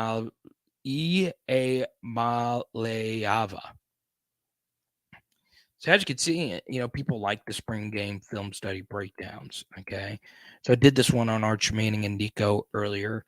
So yeah, I've watched a decent amount. I think the most surprising thing to me, Danny, has been the blitzing. A lot of teams have elected to blitz. I don't think LSU is going to do it on Saturday. Now, does anyone stand out to me as a dark horse? I think it kind of just ties along to the overarching theme. I just think we're kind of past the spring games. I do. I just think now with how competitive everything is for eyeballs, if you as a college football fan are accustomed to if you're accustomed to seeing games be worth almost everything, and then you play a game that is worth absolutely nothing, you just begin to tune out. Because a big thing that people like about college football is the games are so impactful. They're so big. It's the fans, it's the atmosphere. Even if we're watching it on TV, and spring game is just meh. Not actual jerseys. It's tough. It's tough. We say hi to Alexander Darbone. It is still hard. It is still hard. I don't know what this is referencing. I don't know if you're saying this to somebody else right now, but if you are, it seems like there's some business you need to tend to. But Danny has a dark horse. This is going to sound like something you have heard before. All right. This is going to make Danny girl throw her phone across the entire state of Georgia, all the way to her hometown of Eunice, Louisiana. Texas. They've got the pieces. Now, did they just lose two of their best running backs? Yes. But they returned Kelvin Banks on the offensive line. They returned Quinn Ewers. In comes Jonte Cook, 5-star receiver. Defensively, they've got some pieces there. They get Jalen Catalon in the portal from Arkansas. Texas. FPI likes Texas as a top 10 team.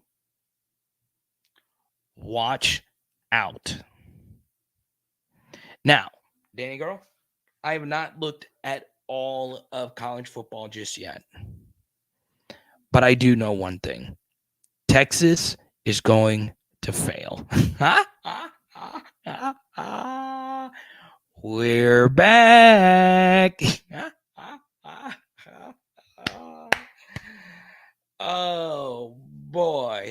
I cannot freaking wait.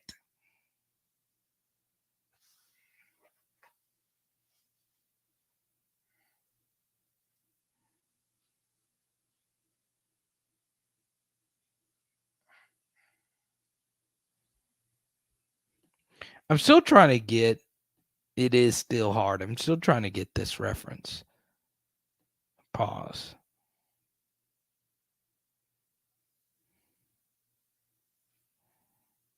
Mm. Mm, mm, mm.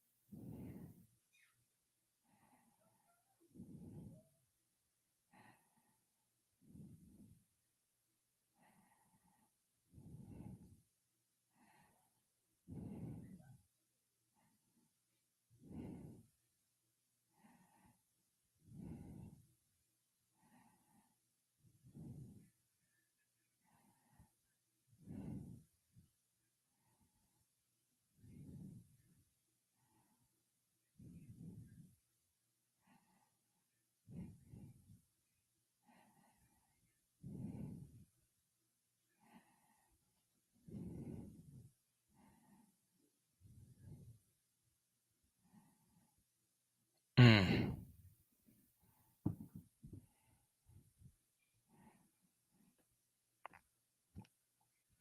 I think Murphy is our best quarterback. Interesting. My take, LSU wins the West, but loses to Bama. Bama loses to Texas this year, and another game before they get to us.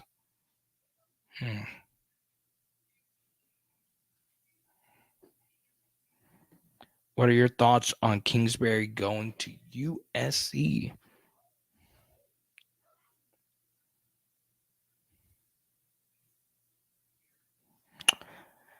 Yeah, I don't think he's calling the plays. I think he's just a QB coach. I think, it allows him to stay in coaching and still collect the check from the Cardinals.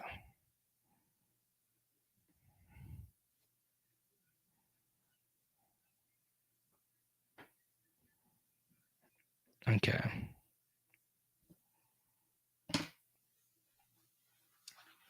There's an issue with this. So LSU wins the West but loses to Bama. Bama loses to Texas this year in another game before they get to us.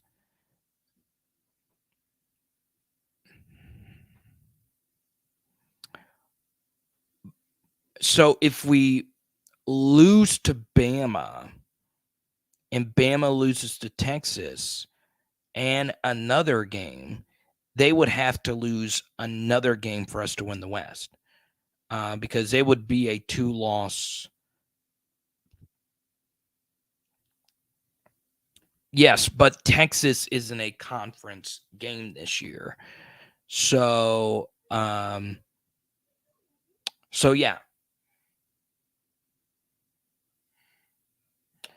Look at Jared A. jumping in. Sorry, I forgot about you talking to my daughter Jamie about medical school or engineering.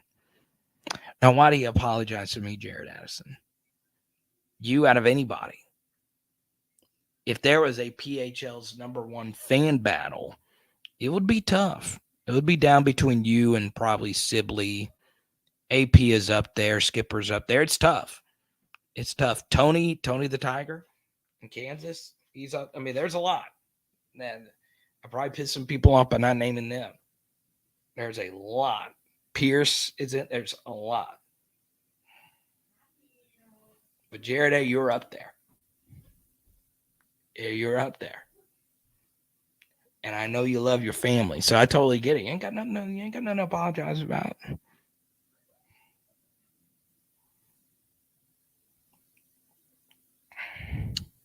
So let's pull this up. And schedule 2023 Alabama football schedule. Scroll it down right here. Okay. All right. Actually, let's make this a little bit easier so there's not as much Distracting junk. Okay. And I'll put their schedule.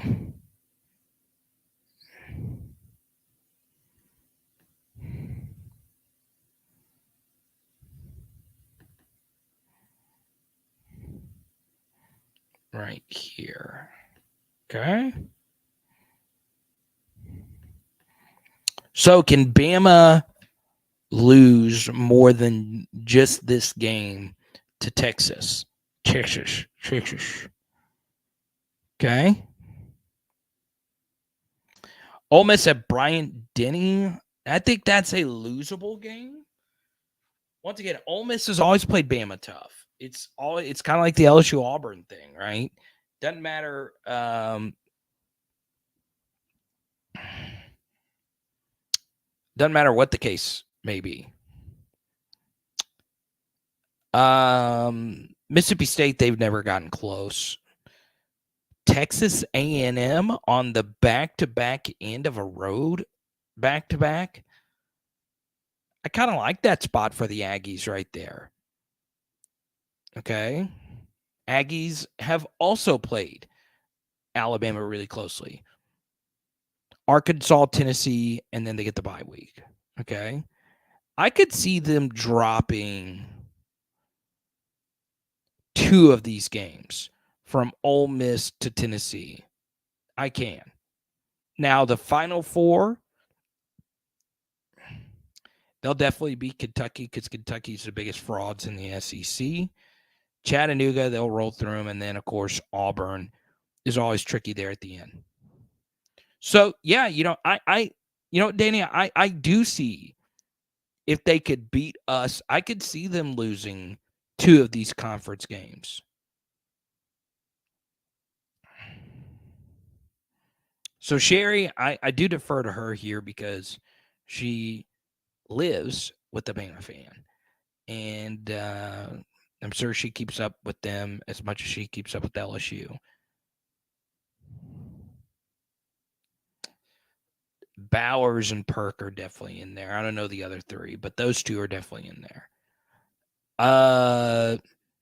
This is interesting. They are begging females to get into petroleum engineering. Something like a $30,000 signing bonus. That's crazy. That's more guaranteed money than Lamar Jackson's asking for. That's a big signing bonus.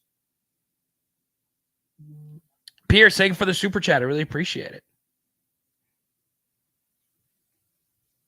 How about Jalen Hurts getting that deal? Okay.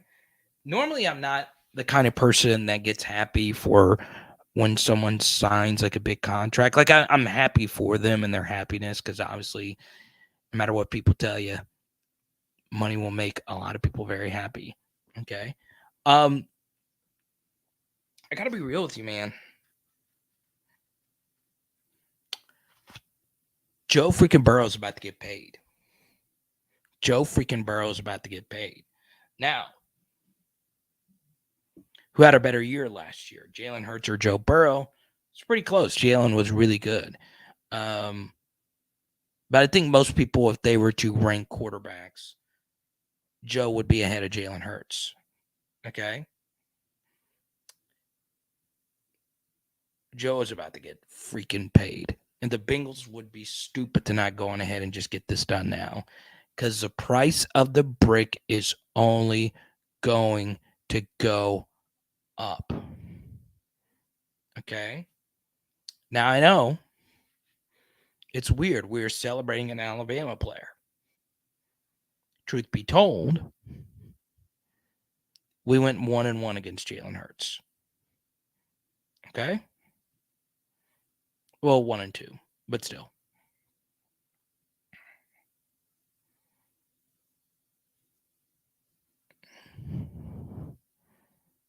I identify as a man, but also I need a $30,000 signing bonus. Carter, I was watching your shorts. Are you saying you wouldn't add a running back or don't need to add? Yeah, I saw one of your comments before I came on here. You said, hey, are you saying you would, anybody would take Bijan Robinson over the running back room? the point I was making, and Danny, you were the reason why I made this short, by the way. And because I had a lot of questions, because it was at the end of a live stream, and I was like, let me dedicate an entire beginning of a live stream to Josh Williams.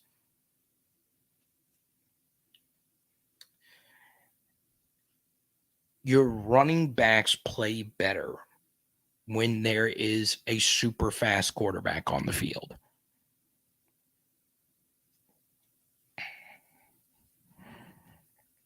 That is basically the end of it. Now, can an extra running back help LSU? They can. There's just not someone in the portal, though, that would excite me. Especially, we have we're already 3 or 4 days into it. Got 12 days to find one. Good luck. All right. Smart girls got it made. They do. They've always had it made. I'm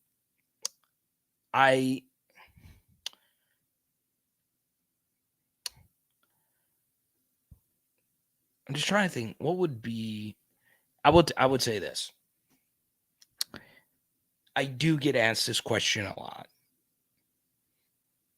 And this always happens. I do the super chat thing because I want to get off a little bit earlier. Pause.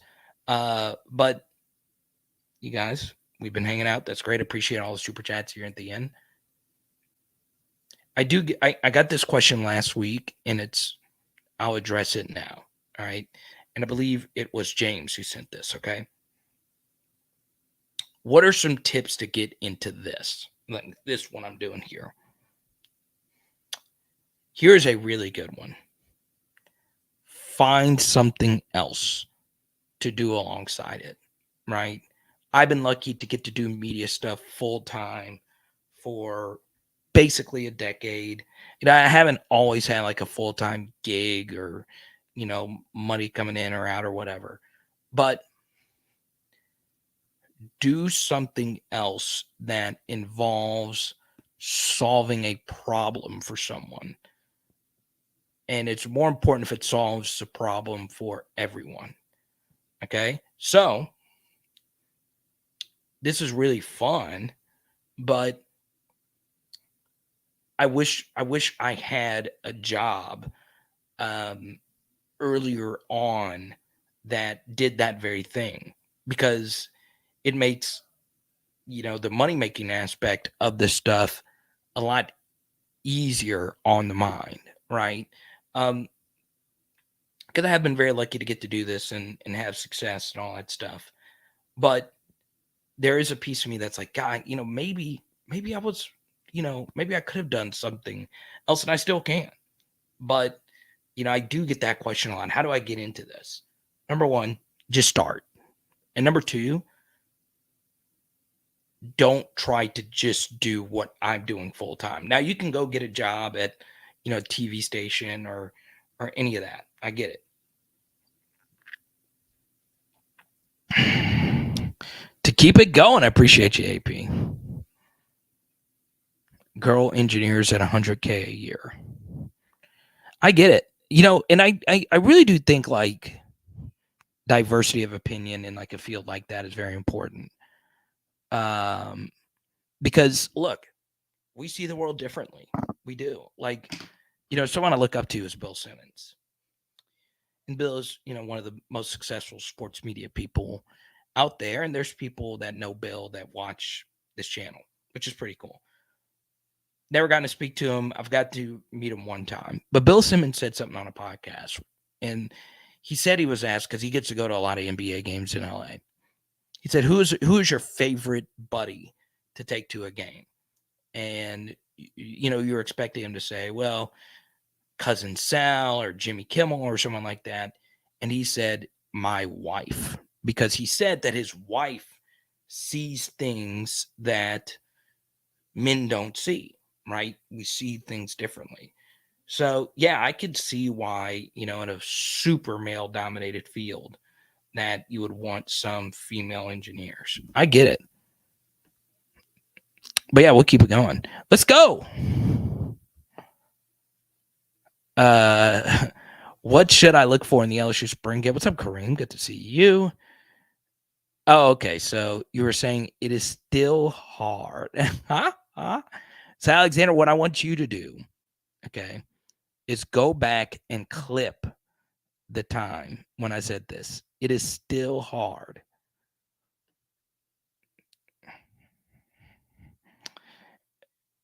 Let me see. That's not what I was referencing. I just checked. But yeah, that I guess just that alone would be different. I'll tell you this. One final thing before we get into Kareem Super Chat here. I really do believe that. Like,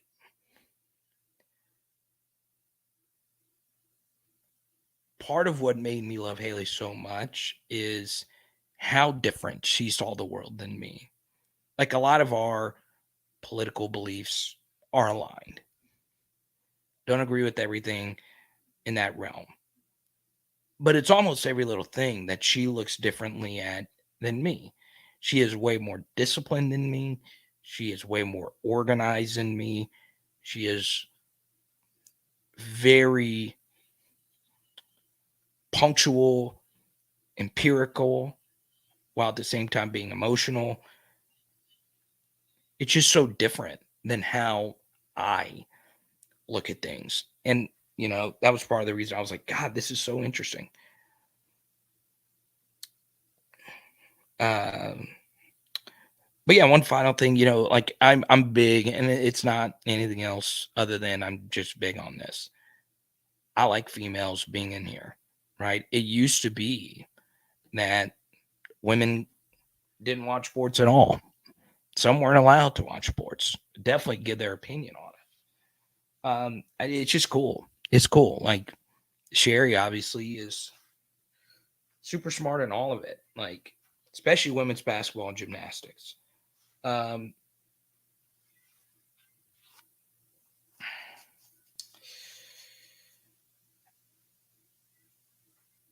One thing about the gymnastics, if I could just bring this up just now, because this is going to come off. That is true. Danny and Paris were the original OGs. This will come off. And Linda Monroe is a big supporter too. I know I'm missing quite a few of you. This is going to come off as haters, all right, as hatery, all right, but it's not. And I'm being as honest and clear as I possibly can, all right. I've been a big supporter of women's sports on here. I know I'm just 90% LSU football. I mentioned baseball. Don't do a lot of just baseball content or whatever. So I love all LSU sports. I knew Dee Dee Bro. I was at school with Ashley Claire Kearney and Susan Jackson and Alicia Sacramone. Or no, she was Team USA, I think.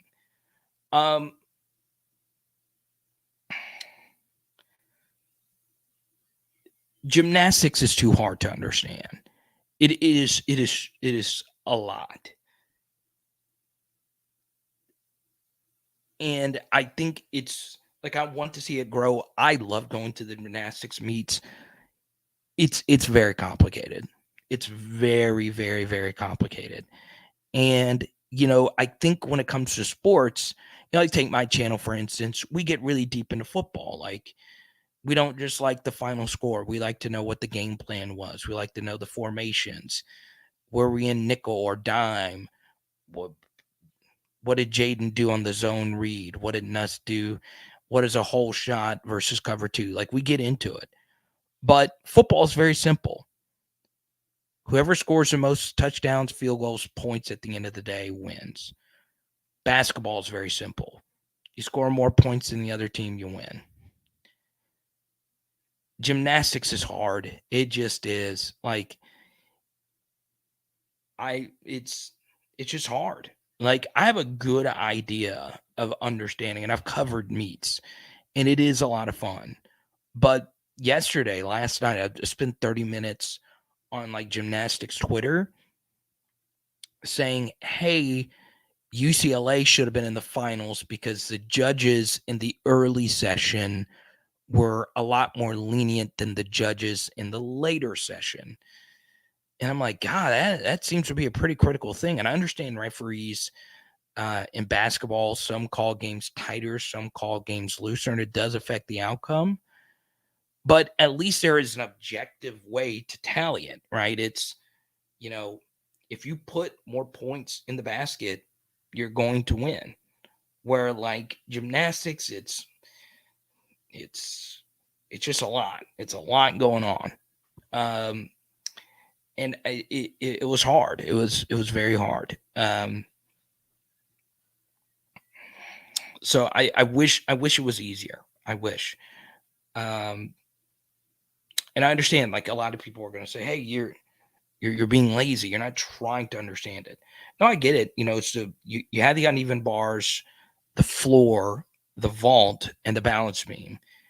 You take 5 of the top scores, and one of the scores don't count.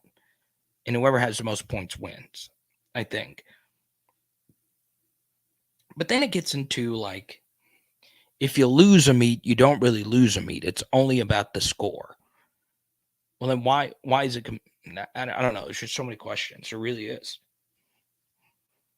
But I love the sport. I'm happy we made it to the Final Four. But I wish I could understand it better. What should I look for during the LSU spring game?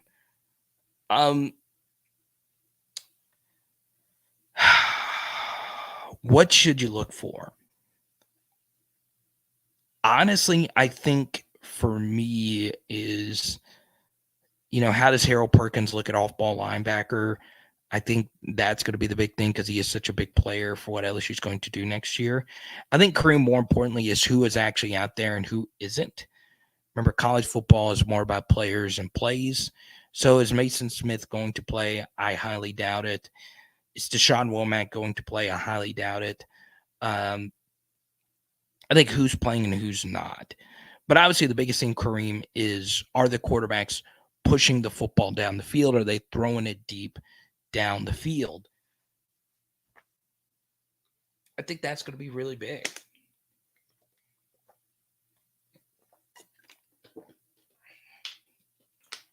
Once again, I'll say this. I love gymnastics as a sport. I really do. It was one of my favorite sports to cover when I was at LSU. But, just trying to understand, like, how all of it pieced together.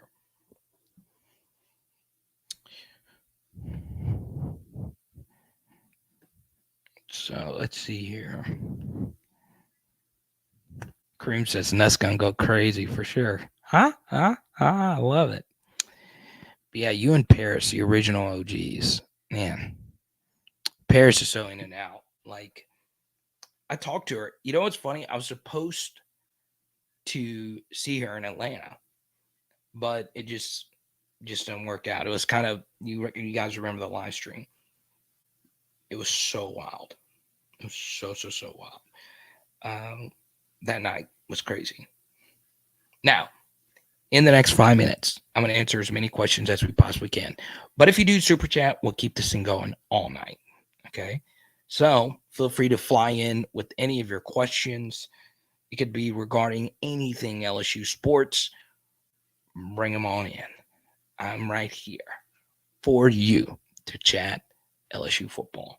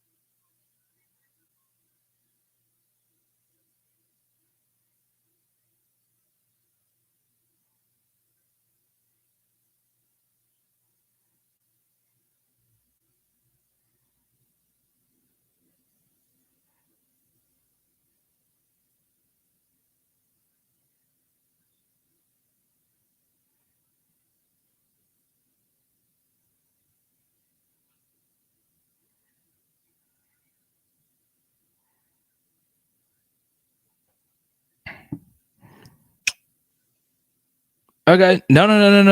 Kareem, keep hanging. Any Haley Van Lith news?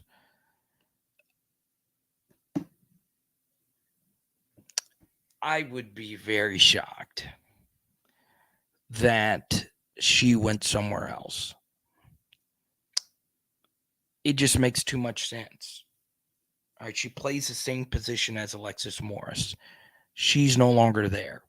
So Michaela Williams is also a guard, but she's also a sniper. So, I mean, you can also play, both of them next to each other if you really wanted to.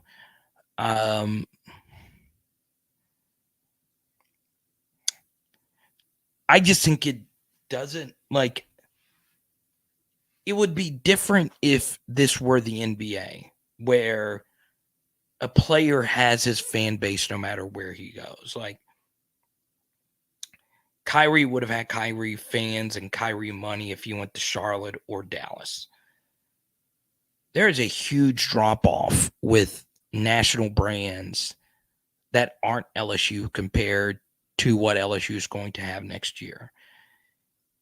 Before the Final Four began, Angel Reese and Flau'jae swallowed everybody else in terms of Instagram followers.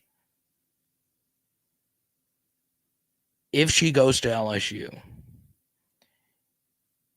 she would see a huge push in NIL, all of it, to the point where going into next year, the women's basketball team is going to have more hype relative to their sport than the football team and even the basketball team.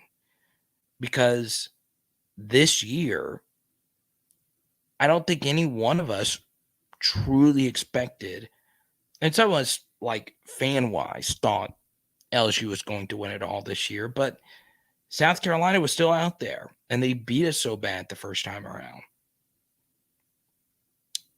The national championship was a little bit of a surprise. It was only year 2, and we had a good team, but we're a 3 seed for whatever reason. Now, LSU is going to more than likely be number 1 going into next year. So, I think that's where she's going. I do. It just makes too much sense. It really does. So, yeah. And I'll say this, like, just objectively speaking, I think LSU needs a bucket getter on the outside of Michaela Williams. You don't want her to come in with all the pressure on her shoulders to, be her immediately, right? So, but yeah, it goes back to our beginning thing, all right? I'll play it again because we got a lot of PHLOGs in here. 100%. That's why I came back, to win the national championship. That's something I need to accomplish. I feel like I could accomplish here. So with this group, with these guys, I need a ring on my finger. Does the women's basketball team kind of inspire you guys a little bit? 100%. They did it. We seen the work that they put in. Proud and happy for them. So we want to be next. LSU are the villains. Is villains. Next year, LSU women's basketball, they're the Death Star. Especially if the number 1 transfer teams up with Angel Reese. Not everybody likes Kim Mulkey. A lot of the people in the media don't like Kim Mulkey or Brian Kelly. This is the major difference between 2019 LSU and this upcoming next year LSU football team. There is a lot of the old school traditional guard that does not want to see Brian Kelly win a national championship at LSU. Number 1, it's because of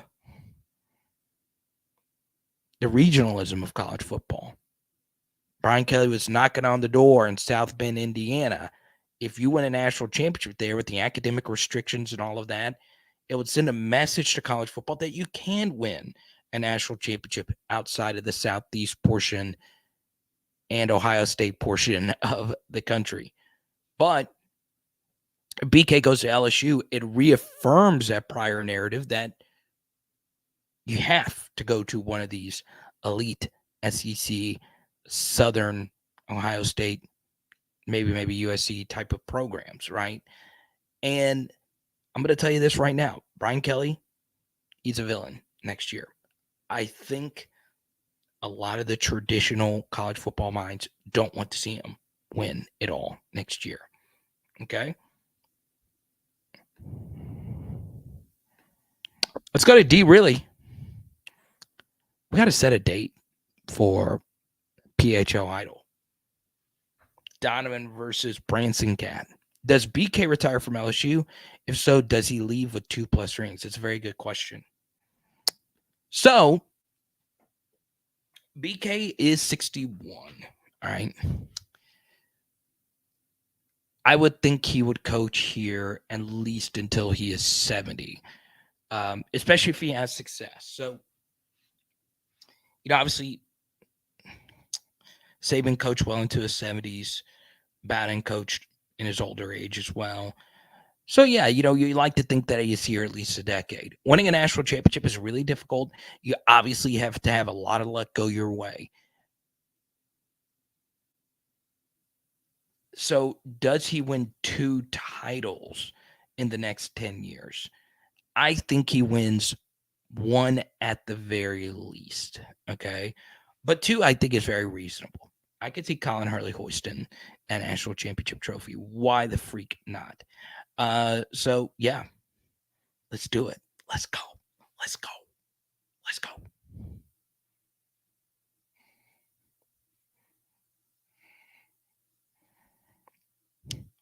And Pierce, this is true. This is true. Like, there is a narrative surrounding LSU sports that the national media doesn't like LSU. They do. They do like LSU. Pardon my take. Loved the Edwards Orgeron era. Look at all the national media that list Death Valley at night as the #1 college football atmosphere. There's a lot of them.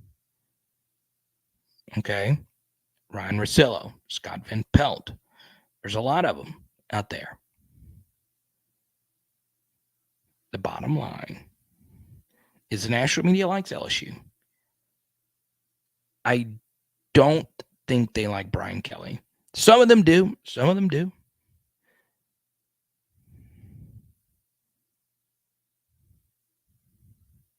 But I think most of them don't. Okay.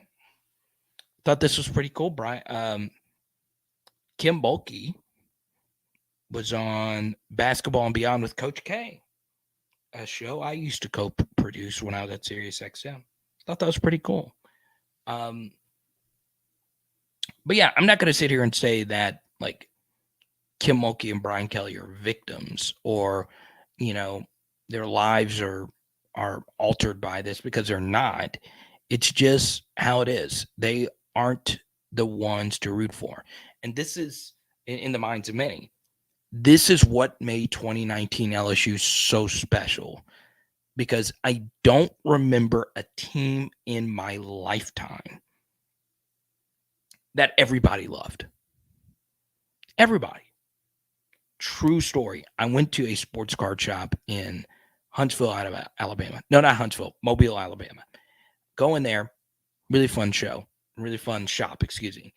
And the kids in there wanted Joe Burrow cards. The adults in there wanted Joe Burrow cards. They're getting Joe Burrow cards graded in Alabama. Okay? Haley's family. A lot of them live in Alabama. They're Alabama fans. They love Joe Burrow. They love Ed Orgeron. They love the Bengals. They just do. There was never a team that I've seen that more people were rooting for I think most of America was cheering for those Deshaun Watson Clemson teams for Clemson to finally slay the dragon. But yeah, I just think 2019 LSU was that. I guarantee you, it is not going to be like that when we're making a run next year. It's not going to be like that when LSU women's basketball is making a repeat run. It's crazy. It's absolutely crazy.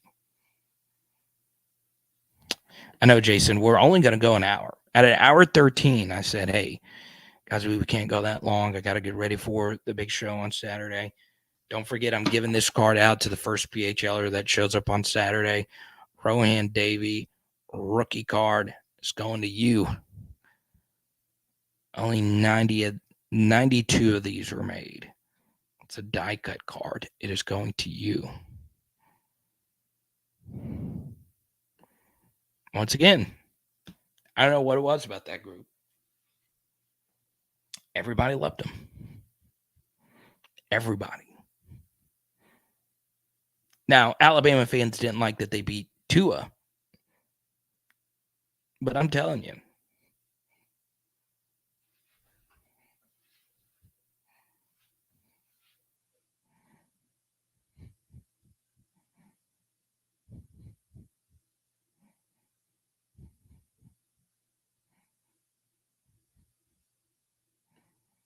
No, I get it, Jared A.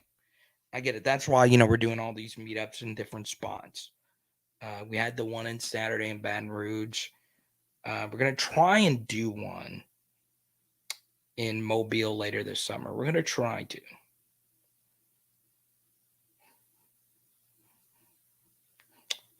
Yeah, Pierce, I don't want to get into the story. AP, I know I've talked about it before. I'm going to wait to see how some things play out. I don't want to get back into it because, but yeah, it is interesting. It's very interesting. Yeah, Jason, we're hanging out, man. Might be signing off pretty soon.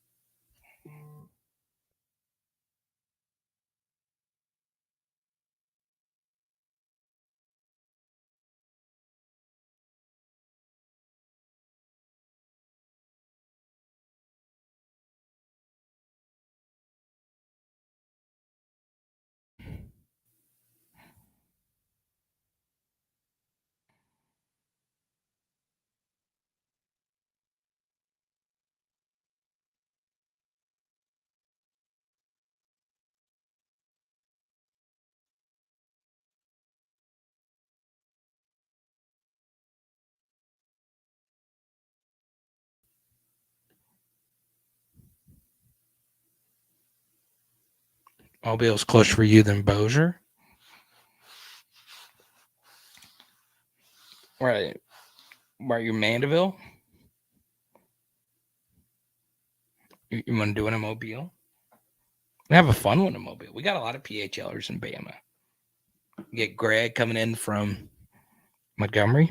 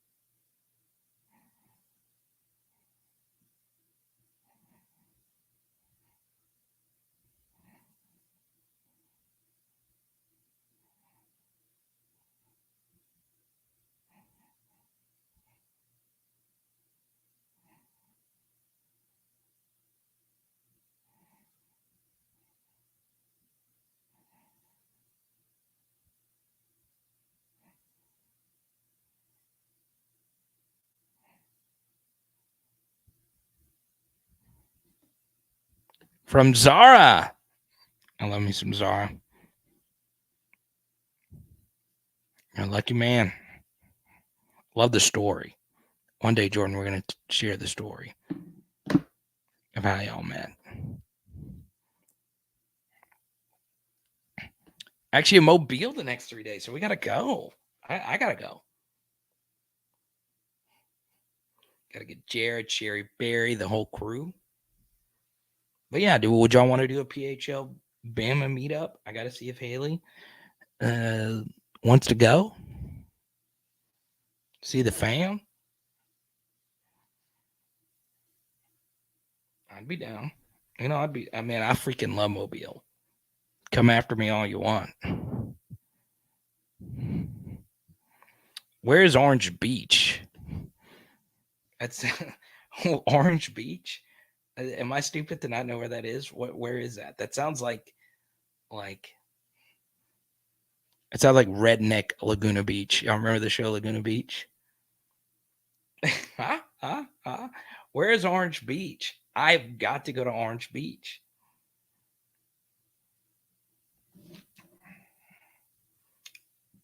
I feel like, is Orange Beach an actual beach or is it a city? Mexico shorts, to be honest, accurate description. So is Orange where's I might be just totally off here. So where's Floribama? Where's Floribama located? Is that Orange Beach or is that Orange Beach? I don't know. Go on the Bushwhacker tour. Got to get on a PHL boat tour.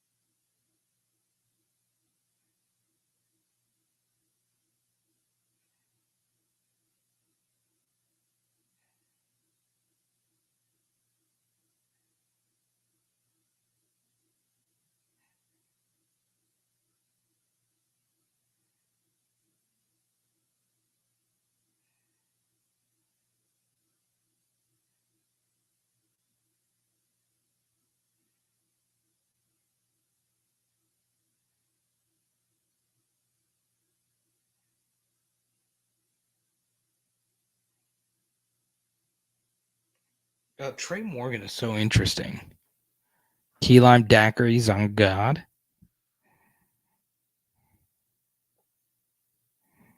Trey Morgan is so interesting. I'm about to follow him.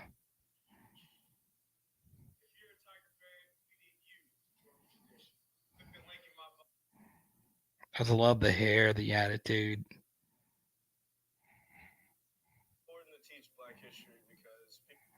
I love this.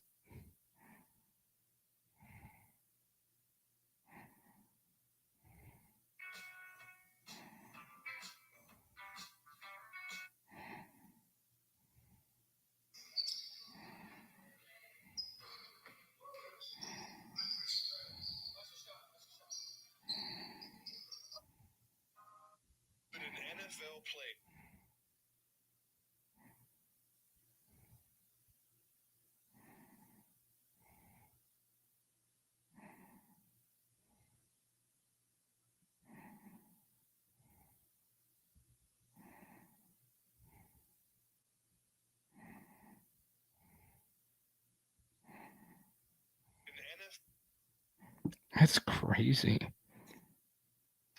Huh? That's so funny. So Floribama is okay. All right, I'm trying to find Florida Bama. I've been there a few times. Public subs.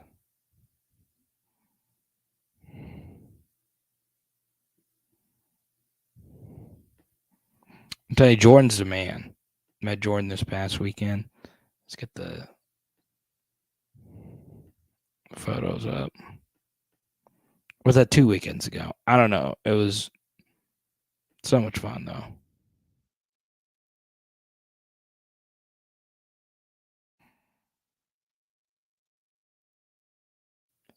Let the rain fall down.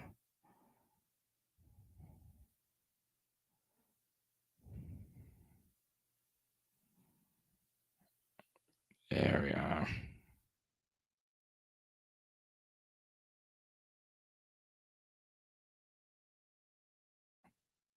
Let's go. Yeah, I get it. I would listen to Blake talk about baseball over me too. You didn't miss a whole lot. No, actually, you missed a lot. It was a pretty epic stream. Good to see you, Doug. So we're gonna be hanging out for a little bit longer. You know, every time Doug super chats, I'm gonna show my man Doug some love. Next time I'm passing through Pineville, I've got to hang out with Doug. It just depends, man. I don't know. Would I want to stay the night in Pineville? Is Pineville worthy of a stay the night kind of thing? Like, I don't know. Maybe it is. Maybe it isn't. Not entirely sure. But Doug's my homie. One of the top PHL homies. But I do want to shout out PHL legend Zara for the super chat a minute ago. Here was our last PHL get together. I'm looking forward to taking a big old photo this weekend. What a good time. Pressure in there. T-Pain, Pierce, Aaron, all the lovely ladies. And we had a good time. I'm telling you, man. Zippies is undefeated when it comes to good times. I'm serious. So I'm picking up Tyler. Tyler seems to know where Florida Bama is. So we're picking up Tyler on the way to the Bama PHL meetup.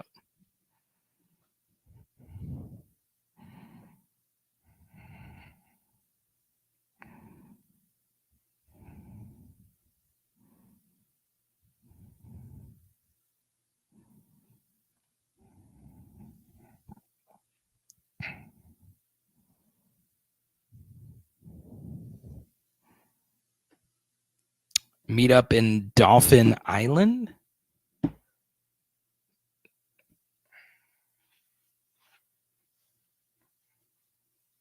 I'll throw down, rent a house. I'm telling you, where Haley's grandfather lives is like just the dopest house. Like he lives like on the Grand Hotel. It is so crazy. Like he has a freaking golf green. Like in his backyard. It's crazy.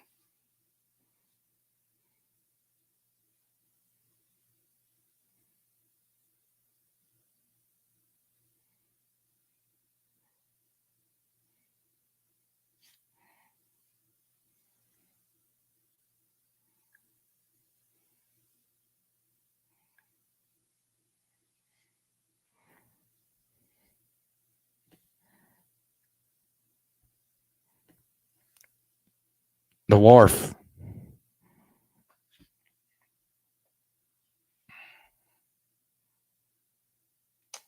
So,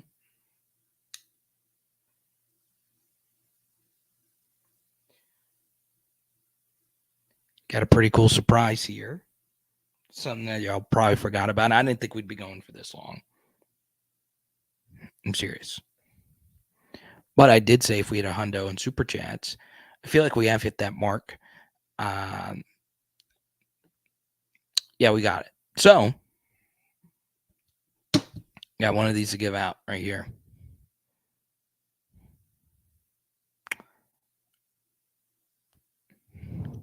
Now, who do y'all think deserves this?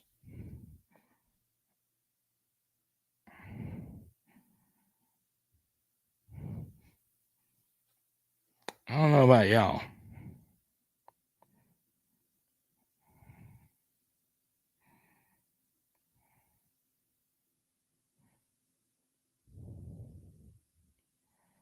It is a Mulkey card.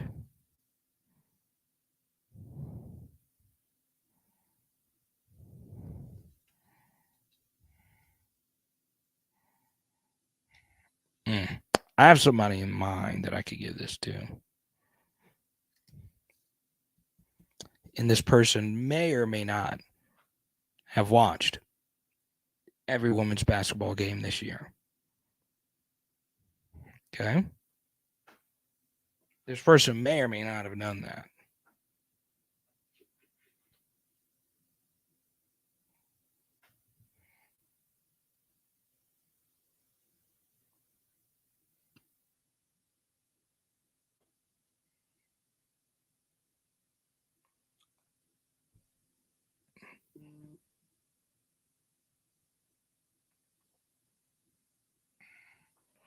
This person may or may not have done that.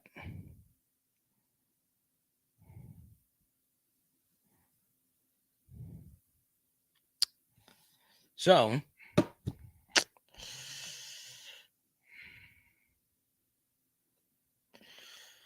I'm going to give it to Sherry.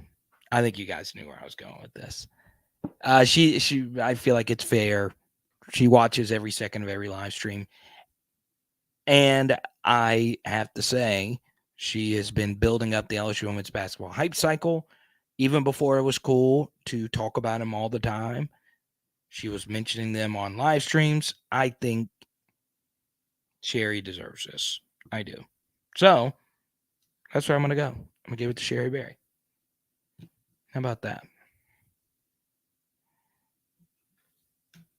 Cool stuff. So congrats to you, Sherry Berry.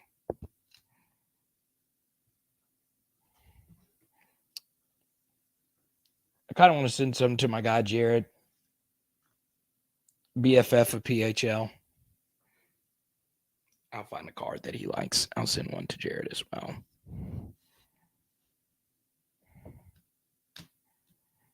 So, Sherry Berry, congratulations.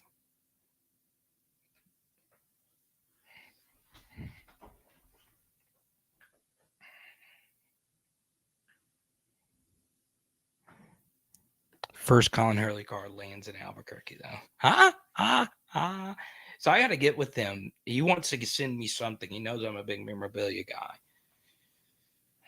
I don't know what that thing would be. I have a few ideas, but I don't know. It would be really cool.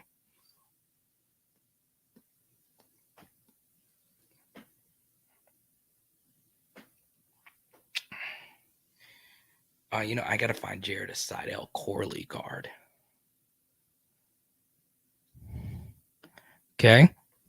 Got to get me fired for staying late. So, yeah. And also deep down inside, I know Sherry would enjoy this card more than all of us because, once again, she was watching them all year, start to finish, every game, keeping me updated. So I appreciate that. Now, here's what you're going to do, Sherry. We need you, and you already were this, but we need you to be the de facto PHL women's basketball insider. Okay? Got to have somebody that's on it all the time. So if I send you a message, I got to know the latest. Okay? Sherry, we need you to DM Haley Van Lith right now and say, Haley, you have the best name on the planet, the sweetest name on the planet. There couldn't have been a better name. Everybody named Haley is an angel. Why haven't you committed to us yet? You know you want to play for Mulkey. Okay? That's why I love this channel. You appreciate us. Hey, I'm nothing without you guys. I know it sounds cliche, but it's true. I'm not a super big creator. I don't have a gazillion followers. So yeah, we'll keep it going. Wait, who's selling vapes? But yes, I've gotten a lot of Haley Van Lith super chats tonight, including from Doug Knows, Doug the OG. I'm still trying to figure out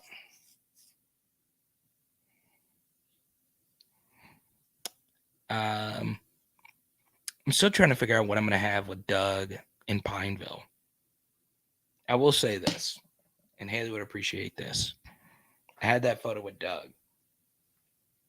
Doug's wife was wearing some kind of elaborate outfit. I don't remember exactly what it was, but there were sequins on it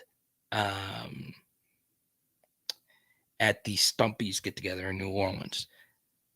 I was like, dang, this is an elaborate fit on game day. I was like, are you related to Kim Mulkey? Where did you get this fit? I remember I used to watch with my mom. Like, I would sit back. I love spending time with my mother growing up. And one of her favorite shows was Project Runway. It was hosted by like Tyra Banks. And, you know, I was just such a big sports guy. But it was so interesting to see how competitive they would get with all the different styles on the runway and all that stuff. The sequins and all of that. Way over my head.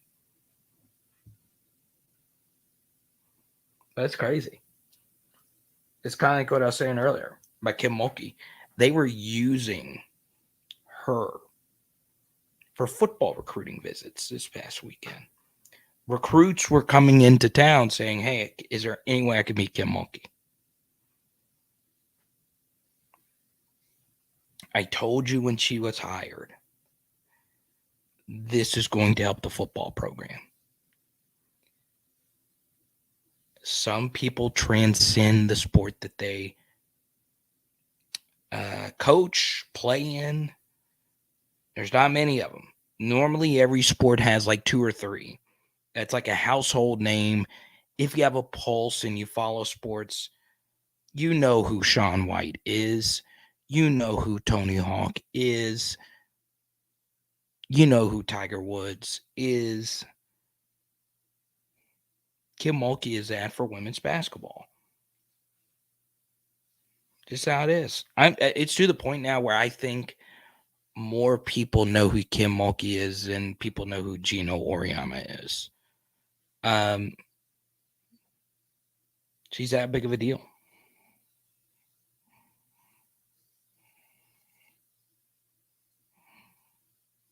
So, yeah. So, we got a few super chats here. Here's what we're going to do. In the next 5 minutes, I'll answer as many questions as we possibly can. But if you super chat, we'll keep hanging out. Okay? John Cena. Yeah, I think Don Staley is up there with Kim, but I think Kim is a bigger star.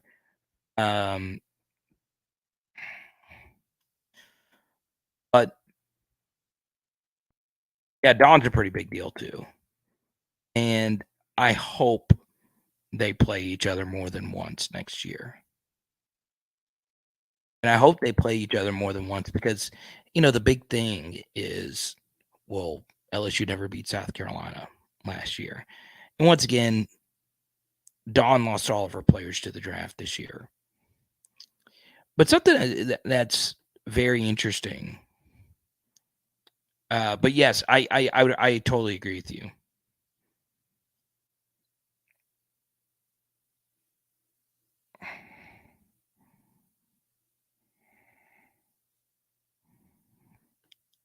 Wait, we got to hit the cheesesteak at Critics' Choice in Pineville.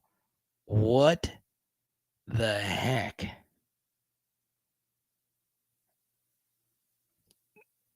Cheesesteak in Pineville, Louisiana? Oh, man. I would think that I would have an ice cone in the freaking equator before I had a cheesesteak in Pineville, Louisiana. What the heck? The best cheesesteak. I don't think anybody in Louisiana has ever claimed, we have the best cheesesteak. Huh? Huh? Oh. So, yeah.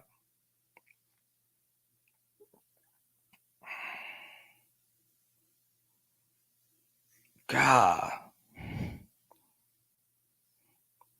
Oh, it's in Alexandria? Okay. I was about to say. So we're gonna meet up in Alexandria and have cheesesteaks. I kind of wanted to have like something that Pineville would have though. Like possum. Like I would love that. But if you want cheesesteaks in freaking Alexandria, let's go. I love a good cheesesteak. I do. Not my absolute favorite. I think there's plenty of other sandwiches on the hierarchy, but I can get down with the cheesesteak. And what's next?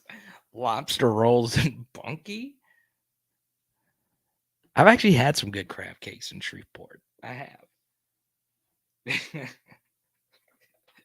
That was funny, Grant. What's next? Lobster rolls. Oh man. Oh man. Let's do it next time. That's just crazy though that Doug was like, no, if I'm gonna take my favorite YouTuber for lunch, we are going to get freaking cheesesteaks. That's what I like to hear, man. I don't know if I'm your favorite. It's either me or Blake. I think Blake and I both need to go to Alexandria for cheesesteaks.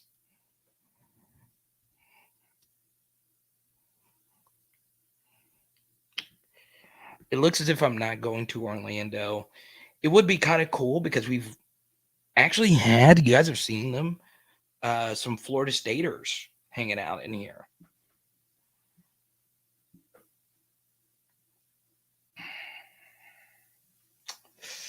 I want to. So the guy, the Florida State expert that's going to join us the week of the game, he's got like this super huge tailgate. They like shut down like 5 different blocks in like Orlando. I don't know. It would be fun.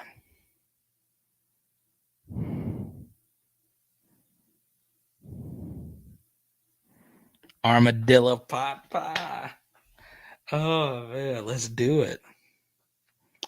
Now, Doug says the cheesesteaks change your life good. I mean,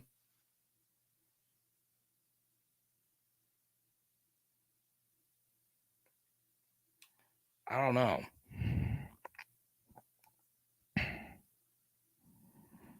Type Y for yes, type N for no. You should be cautious when you do change your life.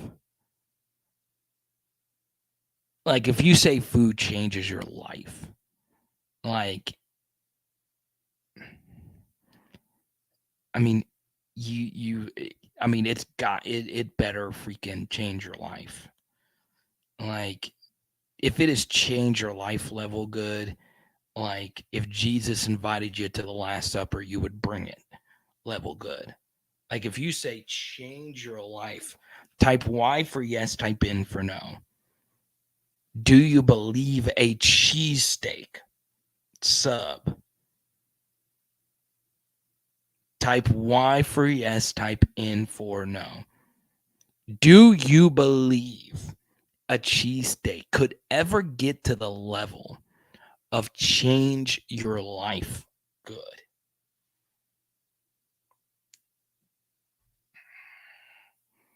I mean, who's serving it? I mean, is Halle Berry bringing it to me? Is it? Am I getting a Zippy's daiquiri alongside it? I mean, I don't know.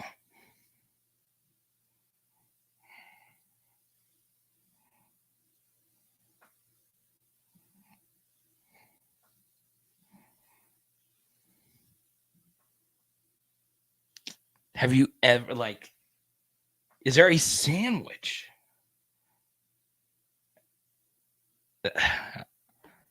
What? Okay. The atmosphere might creep you out. this place is getting getting more love and hate by the second. Oh man, that is so good.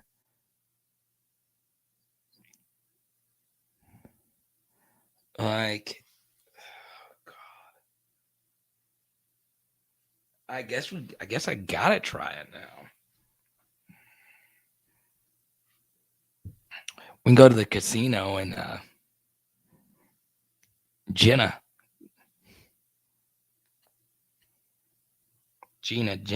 Choctaw Pines. Huh? Huh?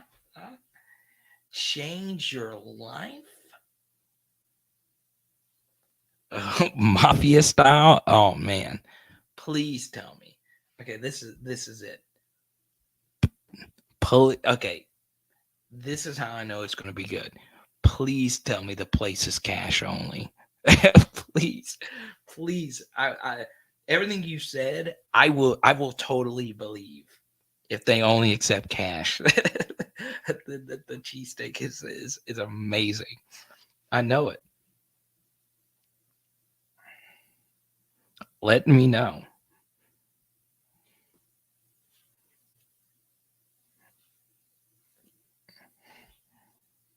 It's got Tyler looked it up. It's got a 4. Oh my god. Oh god. Oh man. Oh man. Please tell me the only. What is it? Oh, that's so funny. Please tell me. They are getting free advertising. Oh man. Everybody's gonna want to go to this place. I just love the name. The name is so good. Critics' Choice. You get an 8-ounce glass bottle. A glass bottle. Oh man. Oh wait, what is this? Critics' Choice. Like, I would think that was like the name of like the local magazine or something. Critics' Choice. Okay, here we go. Oh God. It's goodness. It is. Yeah, I'm not going in this place alone. Oh, I know it's good. Their last photo is a piece of chocolate cake from 2015. Oh, and it's on Murray Street. Oh,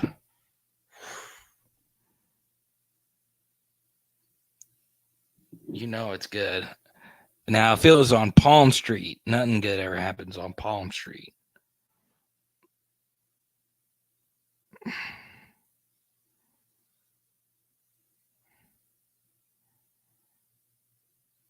They just celebrated Mom's 89th birthday. The photo they took was upside down, so it looks like it says 68 birthday.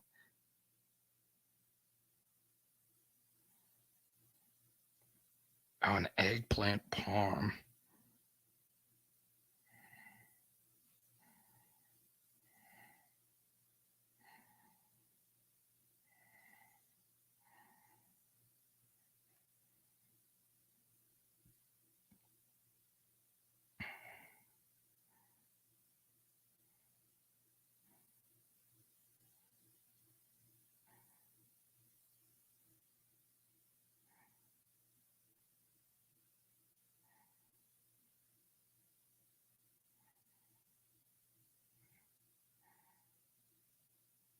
Oh, they do chicken parm too?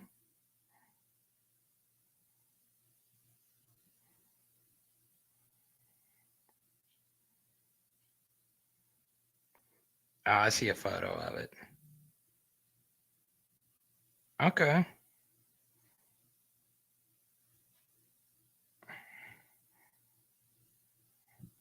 Is it really this good, Doug? I mean, I'm looking at the photos. I don't know if this has changed your life level good, but don't knock it till you try it.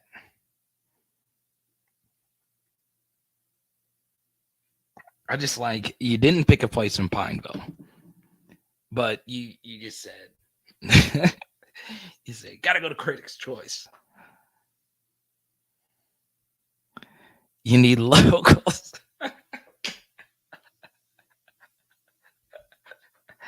Oh man, they'll be looking at me all funny. They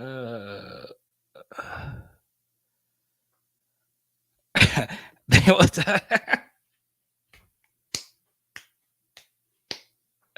they will try to talk you out of the cheesesteak because they want to sell. I love it. And they probably got stacks of chicken parm disc back there. They're like, the cheesesteak is great, but you gotta try it. Oh man, I can see it. I can see it now. Oh, please tell me when they take your order, they write it on a on a triplicate pad. Please tell me. You know what I'm talking about? The pad. I don't want to sign on an iPad when I order from here. I want to hear tactile responses of buttons. Oh man. Oh, that is so good. That is so good. Oh man, Critics' Choice. Let's go. I just know there's somebody there named Donnie that works there. There's at least one Donnie. Donnie or Lou. They're either or a regular is named Donnie or Lou. Either one. Well, dadgummit. Donnie sold all the cheesesteaks. Oh, God bless it. God bless it.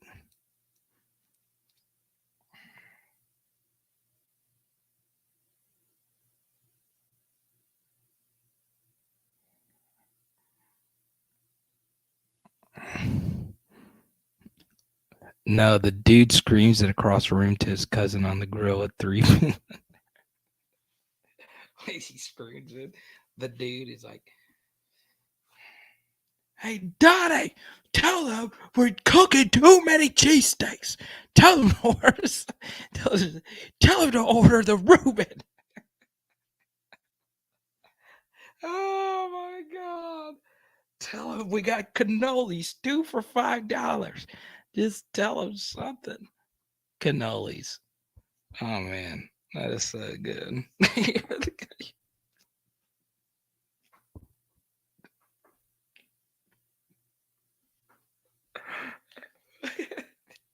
I get this. Oh my God, that is so funny. Oh man, so. Oh man. No, I looked at the photos. It looks like it's a good idea. So that's where we're going.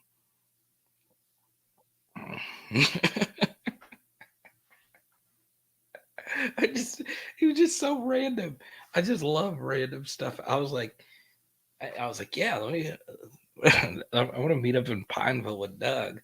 We're just gonna go cook some steaks or go get a po' boy somewhere. No, we're going to get cheesesteaks. We're gonna get cheesesteaks. Make sure locals are with you. Oh my God. Oh, bless it. Bless it. I've got to lose some weight. I know that.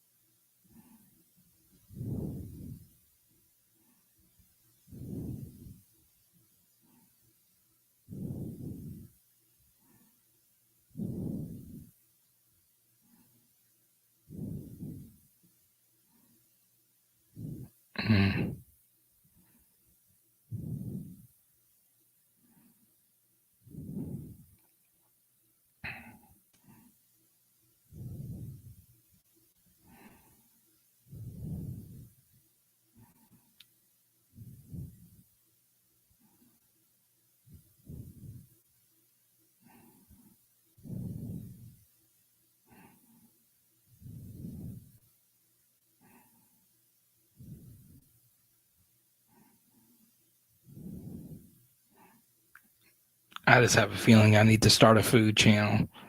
This is the most fun I've ever had in my life, talking about a place. Oh, man.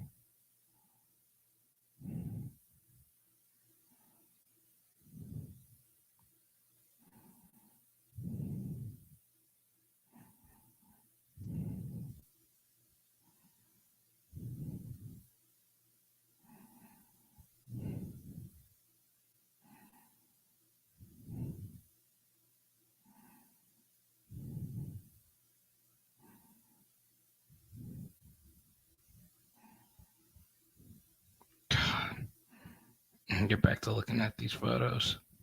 Wasn't it Critics' Choice? Oh, man.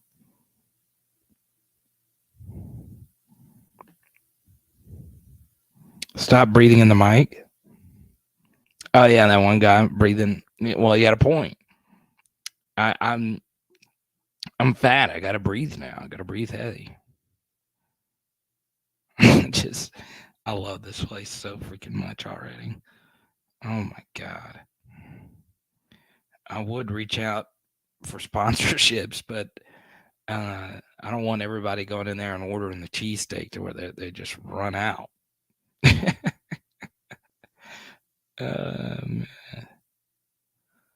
That's so good.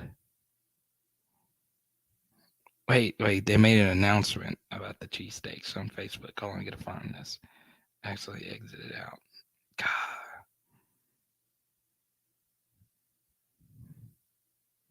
Crap, where did I find the cheesecake disclaimer?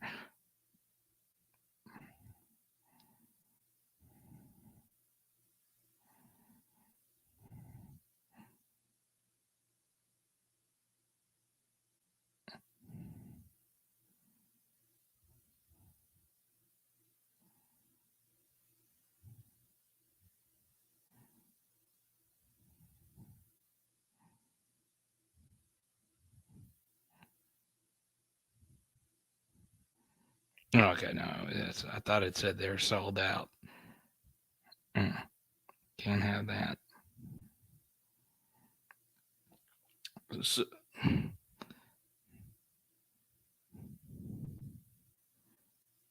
So what is ASMR? What does that mean?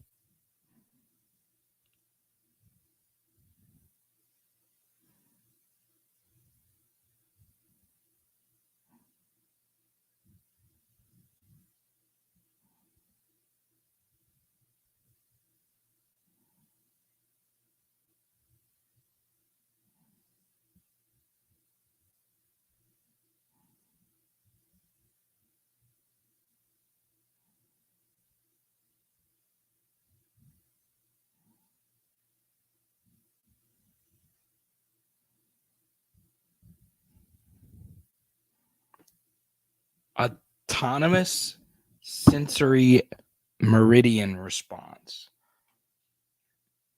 So is it just breathing into the mic? Is it?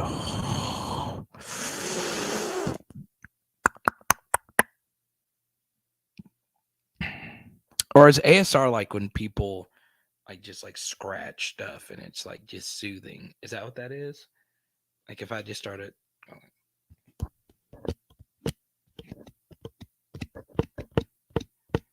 Is that what that is? Make a Fitzpatrick card.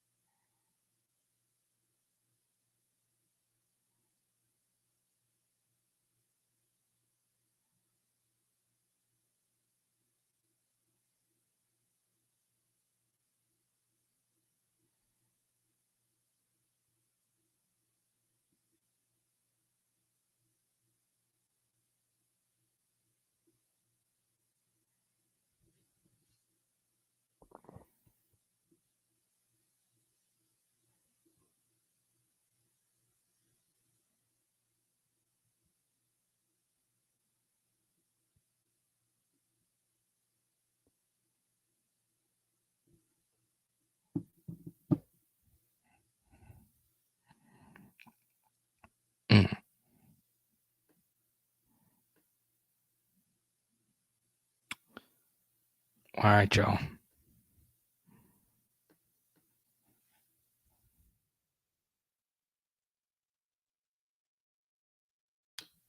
We will talk to you soon. Don't forget, go to powerhourlsu.com, shop, get your merch. Big congrats to our top super chatter of the evening.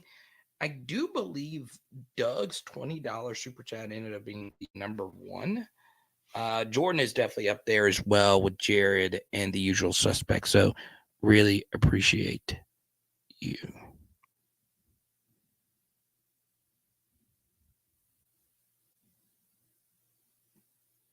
Oh, it's not Louisiana College. It's Louisiana College. It's LCA now. Okay.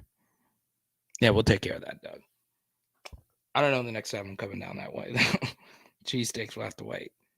It is power, LSU, bam. And tonight we are doing like some beef hibachi.